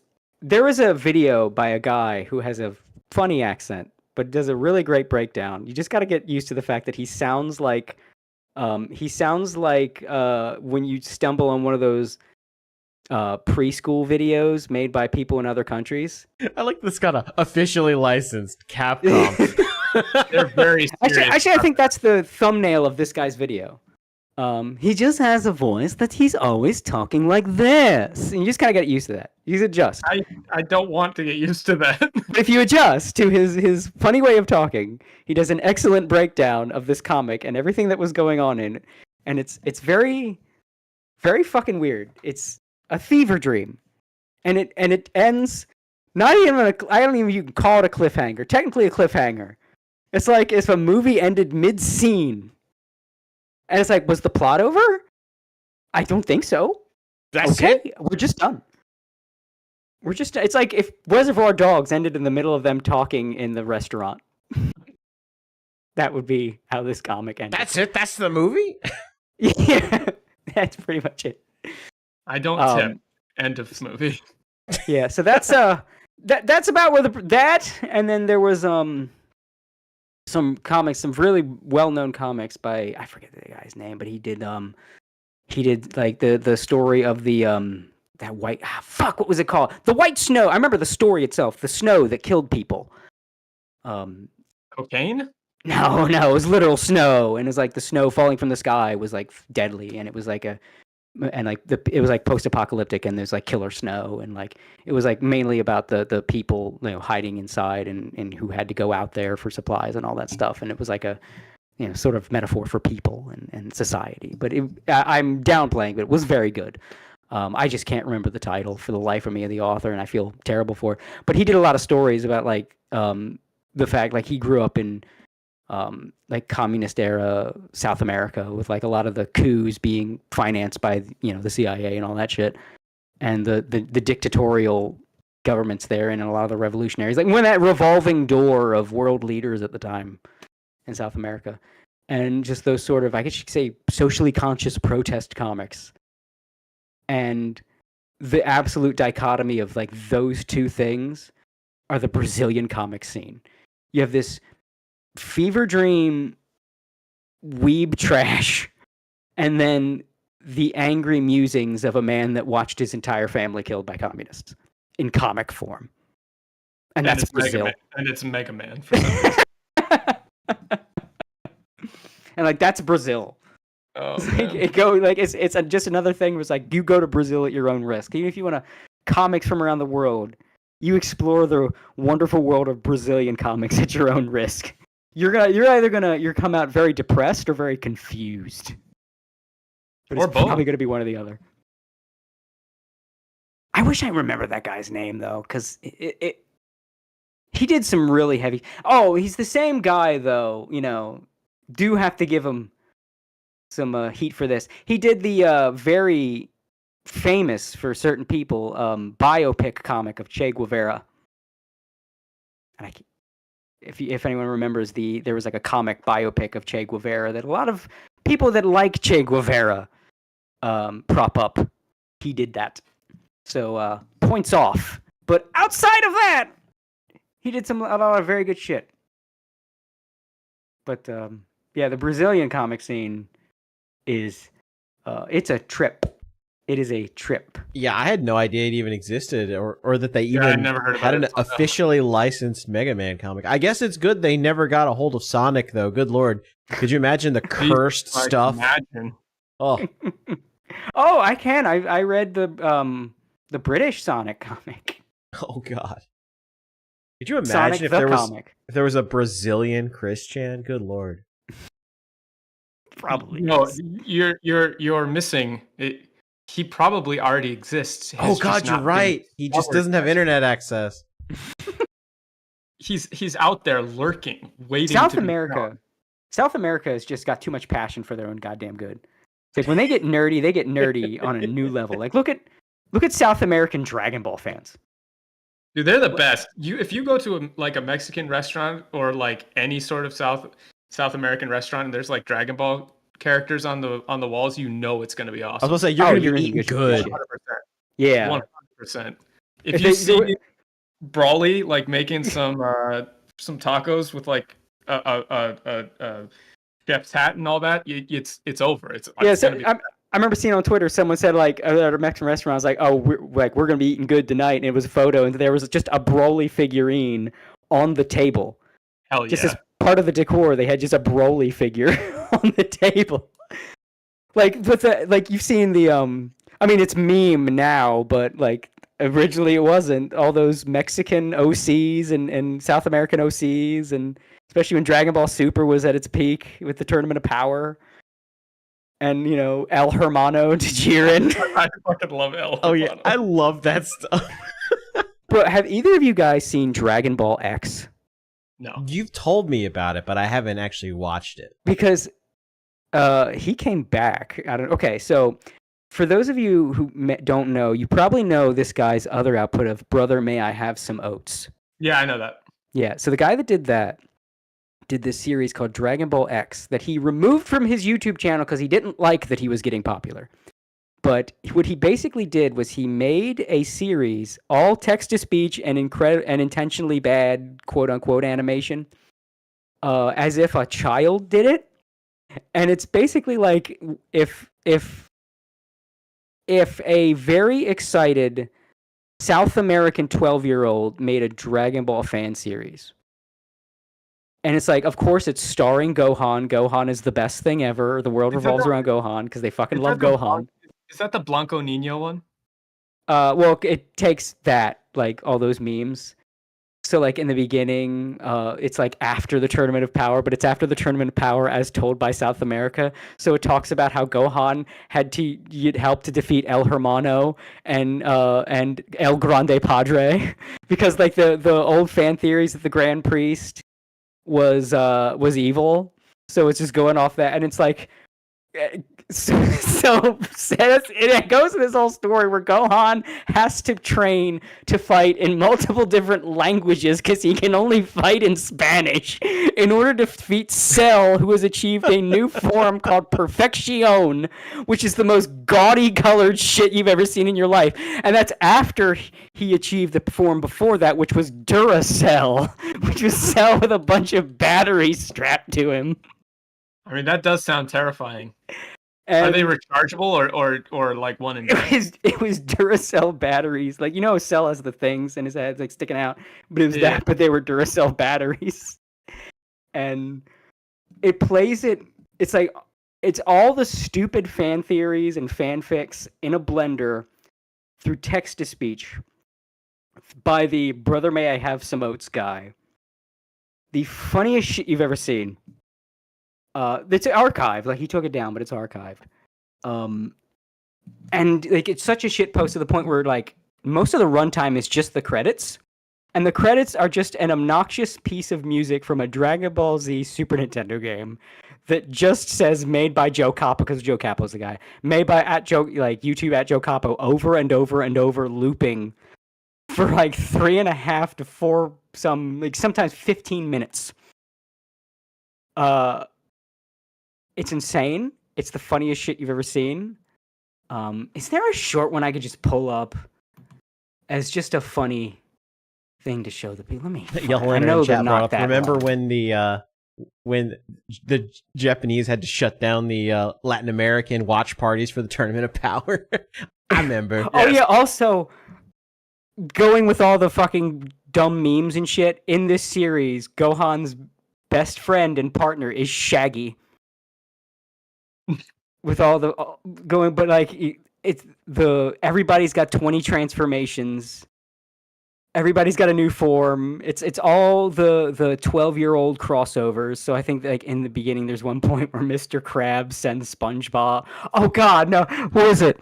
So at one point, Mike Wazowski from Monsters Inc. fights Gohan because for some reason he's just got to prove himself the strongest in the universe. But he's teamed up with Jan Brady from the Brady Bunch. And they use fusion to become Tom Brady. The football player. I feel like someone should have stepped in. And this sounds like that one really, really long Smash Brothers fan fiction that was like one of the longest works of written English language. It's basically what this is. It's a series that's basically making fun of the internet and the but how far do you get to go before you're just like it's no longer like if you write like 50 hours of content, can you really call that like a joke at this point? Like, haha, I'm just joking, guys, but I really need to keep going with this. No, it was a giant shit post, and it was just until he got done with it. But here's the playlist, just so you could see. And it was like one of them was he just did one episode that was just book club with El Hermano. And it's like just weird shit like that. It was just one. It was all parodying the like Dragon Ball fandom, the internet, the memes, and just like basically it was if all those stupid memes and the Latin American OC power chart and all that shit. What if that was a show? What if that was the actual show? And what if it was made by a 12-year-old? And the way he nails how like a 12-year-old would write fan fiction, I can't put into words how he nails it. The crappy transitions between scenes, the writing, the way the characters will just like explain things, the fixation on Gohan. There's just it's just the little things he nails. It's not even just the memes. It's the little things he nails about like how a 12-year-old would write fan fiction, like a 12-year-old Latin American kid would write their fan fiction that just includes everything they watch on TV or in like a Dragon Ball fight. Oh my god! There's just Shred. I just had this like epiphany that is exactly what Chris did. Yeah, The dimensional merge is real. It is. Well, I mean, you're living proof of it. I mean, you did marry your waifu. That's true, but please don't phrase it that way. I don't want to be associated like psychically across the timelines. Like I don't want to have to contend with the psychic aura of Christian. Okay. Well, it's different because it's in a positive way. His is the dark side. You never. Oh, okay. Yeah. It's like I said. What is That's mainly where the humor. That is Durham, Simba. You must never go there. Like that's the gist, though. The humor is just. It's not haha the memes. It's how he nails. Like the intricate, like the subtle bits of the writing of a brain rotted 12-year-old. Like just the subtle bits of the writing of a brain rotted 12-year-old. Exactly. It's not a turn of phrase I thought I would hear today, but you know. Exactly. That's how like just little like it does not feel like an adult wrote it. That's why it's hilarious. It feels like a stupid kid wrote this. It feels like he was written. But what if a stupid child did write it? Well, we know it was a grown man. Like I said, it's the same guy who brought us "Brother, May I Have Some Oats." Does that make it more or less impressive? The tall man who throws me the oats, brother. You know that guy. It's the same guy. It's the little things. The little like if you've read enough bad fanfic back in the day, just the notes that he nails, the beats he hits. It's like yes, if a little Mexican child that was raised on Cocomelon got really into Dragon Ball Super and decided to write fanfic, this is exactly how it would fucking play out. To the T, to the wire. I cannot say enough. Everybody, if you have not seen it, go see Dragon Ball X. It's a fever dream, but it's great. And at one point, he just has an extended opening for every episode. So there are entire episodes that are just like 5 minutes of content and then 20 minutes of obnoxious bloating, and that's the joke. Amazing. Well, I hate to abruptly leave on that note, but it is getting a little bit late for me here, so oh yeah, maybe I figure that would be like what we ended it on. Yeah, we got a pretty solid 3 hours. That's better than I expected. Yeah. I was looking into stuff because I had a to abruptly segue. I had a 200 to 2,500 subscriber special that I need to go film like a robot fight. I promised them I would do, and so I'm trying to figure that out. It's very hard to get a place to let me like set up a GoPro and actually film it. There's a couple places where you can like get in a little mech suit and punch stuff, but I gotta figure out a way to film it. Yeah. I promised. I made the classic blunder of like, oh yeah, I'll do that when I hit X subscribers, but it was way too soon because I didn't think I'd actually get that many. So it's the Pippa mistake. Yes, I was about to say, the classic. The classic blunder of saying, I'll never reach 100,000 subscribers. I'll never have to show my feet. One We call moment that in the later. business Pippa's folly. Yeah, Pippa's folly. You helped with subscribing. Thank you, random subscriber. Never, no, thank ever, you, ever. Chaos Mash 64 based. But yeah, I gotta head out. But thank you for having me on. I think we had a lot of fun talking. It was cool to have a little bit of a debate there about translation stuff. So it was fun. I enjoyed myself. That was good shit. Yeah. If you ever want to play games and stuff too. Yeah, hit me up if the time zones ever line up. Right. That's very true.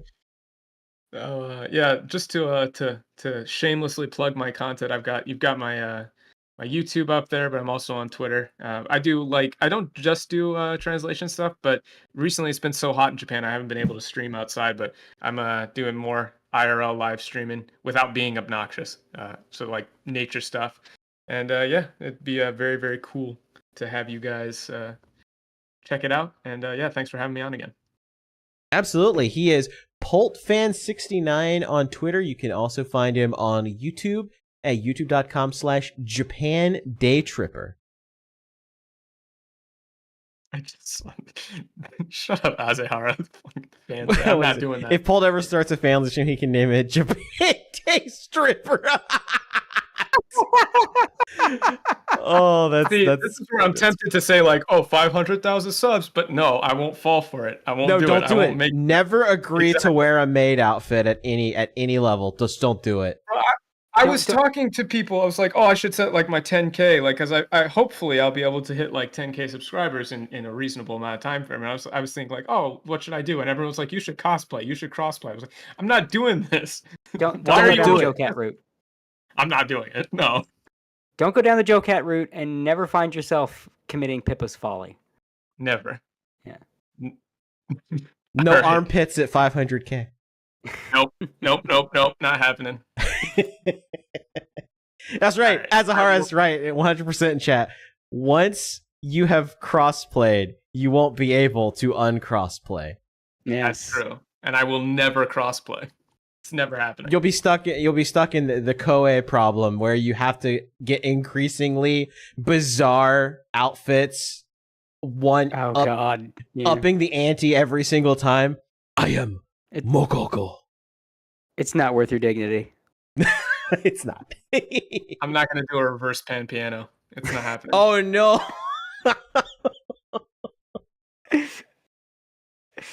All right, well, that's good. I think that's a great place to segue.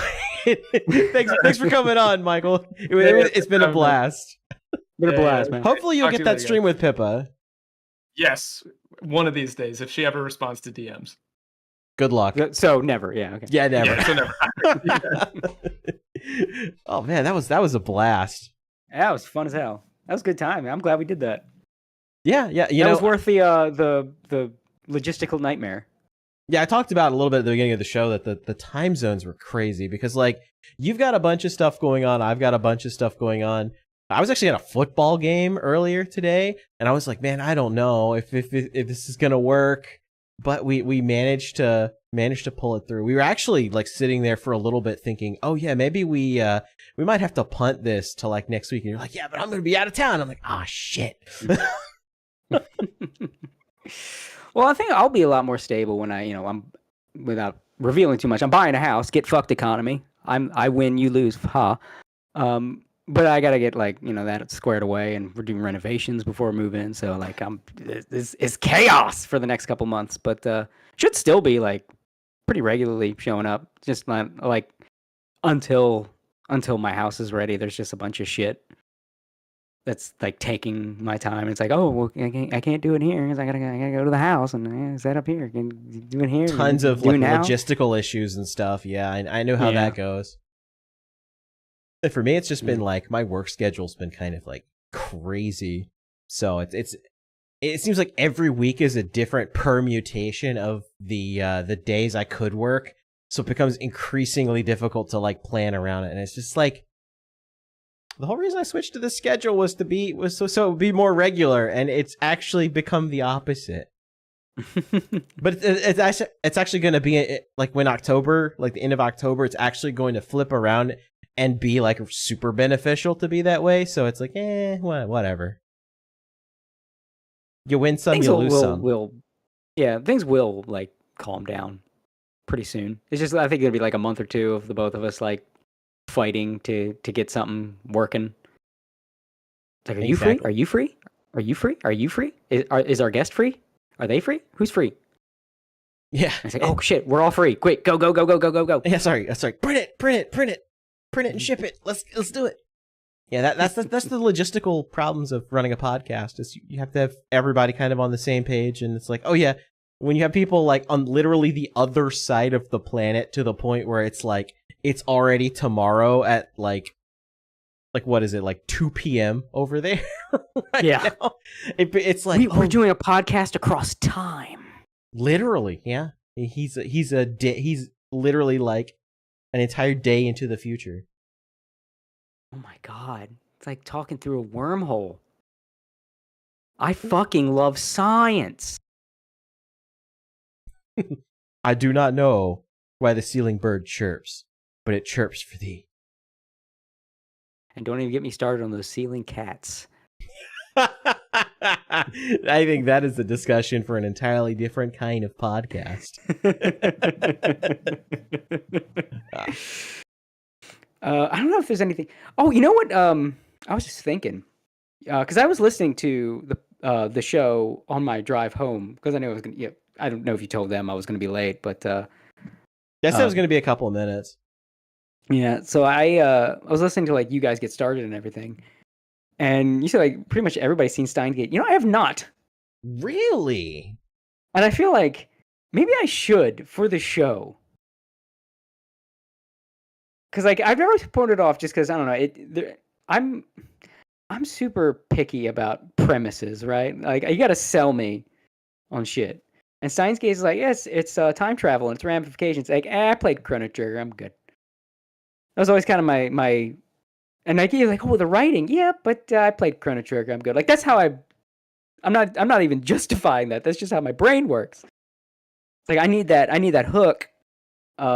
So I never ended up watching it, and you've mentioned it a bunch, and I've seen it referenced so much, and I've always thought like maybe I should, and then something else comes up and I don't watch it. And I'm like maybe I should for the show. Maybe you definitely should. Steins Gate is what like I heavily recommend it. ER heavily recommends it. Like a lot of people recommend it. It's really really good. I will say this, like the anime is fantastic, but if you really want like the full experience, you have to play the visual novel because I'd probably just watch the anime. Yeah, I mean, you can watch Steins Gate's one of those animes where they did their best to be as faithful to the source material as they possibly could with the anime. I mean, obviously, you know, you're not going to get all the different endings because, I mean, you know, they comb through a very particular path in the visual novel, which is, you know, true. They kind of try to go to the true ending as much as they can. Mm-hmm. So you're not going to get some of the side material that you would see otherwise, but it's still very, very well done. The adaptation was very good. Yeah, I mean, I probably should check it out. As like again, like homework for the show. Come back, you know, in a couple weeks. Like, what'd you think of Steins Gate? I don't think it'll be in the same like dichotomy we had with Undead Unluck. I don't think so.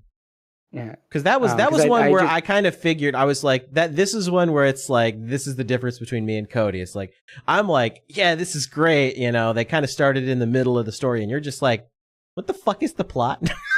it's like they just kind of threw the shit at me. I knew the plot. The problem is I knew the plot. It's like, wait a minute, I don't know these people. What? You just can't you just throw me in here?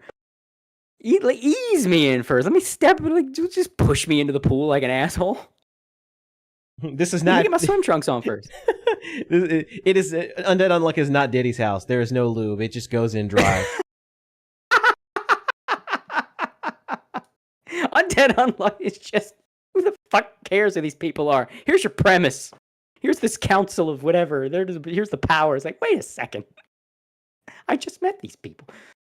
It's like two guys just run into your house. It's like, you need to come with us quick. Who the fuck are you? Come with us now. I don't know you people. I'm not going with you. And they just grab you. Pork chop sandwiches. Oh God, get the fuck out. Yeah. It's like, that is literally Undead Unlock. Yeah.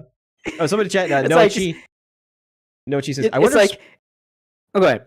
I was gonna say, he's gonna say, I wonder if Spooky will ever come back to the podcast. I miss her. She's kind of been gone from the internet for a while. Like the last time I talked to her, she was just like, yeah, I'm gonna go touch grass. The internet's retarded.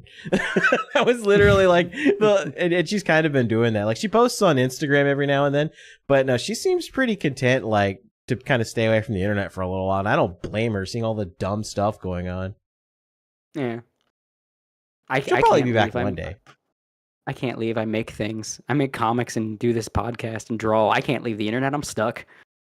Yeah, I'm terminally online. I can't help it. I can't unplug. Yeah. Best thing you do is kind of enjoy the retardation, you know what I mean? Yeah, I like to wave at it as it passes by. Yeah, wave at it. Have a good laugh. Yeah. Occasionally tries to drag you and you gotta kick it. No, get off me. Get off. But yeah, it's I feel like you kind of have to deal with the internet, though, is how much of a microcosm it is for real. Like, yeah, the internet's real life, but it is a bit of a microcosm.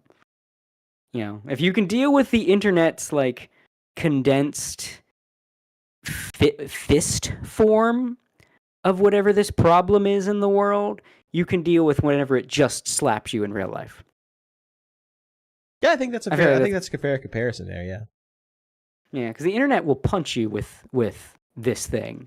Real life, it's not as prevalent, but you might get a slap. You might get backhanded. So if you can take the punch, you can take the backhand. So I think the internet is good for that, you know. But I still wouldn't don't let kids on the internet.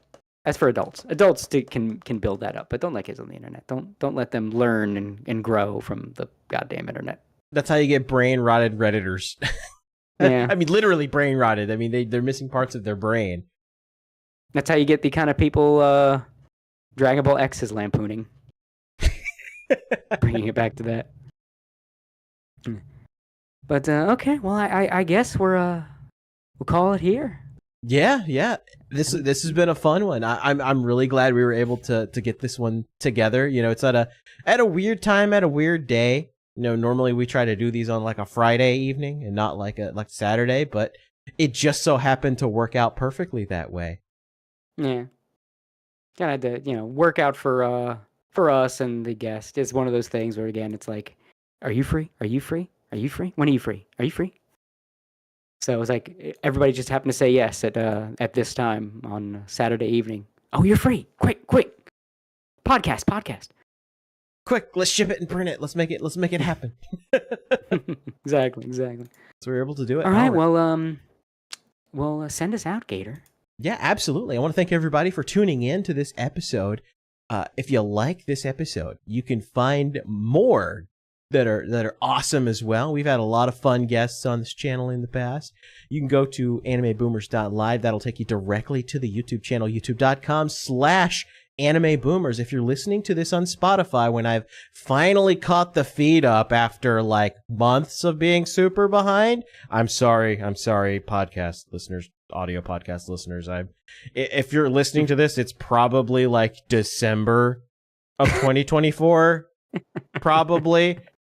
If it's not like, if it's past December of 2024 and you're listening to the audio version of this, feel free to call me your favorite slur on Twitter.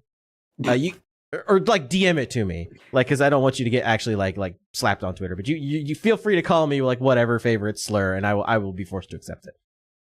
So hopefully the podcast will be caught up at least by then. That's like that would, wow, yeah, that'd be a long time from now. Comb your favorite Moon Man songs for suggestions. Yes. Yes, hopefully if you're listening to this, it's been updated at a reasonable pace. That is my little mini project, is to try to catch the Spotify feed up at a reasonable time frame. I kind of we started doing live streams instead of the recordings and then uploading the videos. So I got really, really, really behind on those. So that's my little pet project, is I'm going to try to catch those up. You know, we will have the SNK stream at some point soon too, so look forward to that. I'm also doing my own streams on occasion. I want to get back into like gaming streams more. I've been kind of neglecting that. I bought the new Final Fantasy that just released on Steam. Oh, 16? Yeah, 16. I'm gonna try to play that some. I've also got what game did I just get recently? First Descendant. I've been playing a lot of First Descendant. I like it. I'm not so sold on the monetization on it though, but we'll see. Yeah. So yeah, look forward to that. I do have a Twitch. I don't really use it. I'm gonna try to use it a little bit more, just because they hate VTubers, and that makes me feel like I have to do it to spite them now. That's just twitch.tv/thegatorgamer. Well, you're a male. You'd be a male VTuber, so that's true. it'd be different. It would hit different. It would hit a lot different. Yeah, you're not a threat to any of the e-girls. Chaos Master 64. I hated this episode. This episode needed correction. I see. Yes. Hey,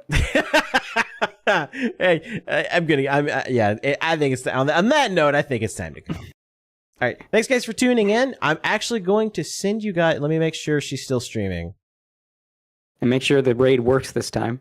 Yes, I'm gonna make doubly sure it actually works this time.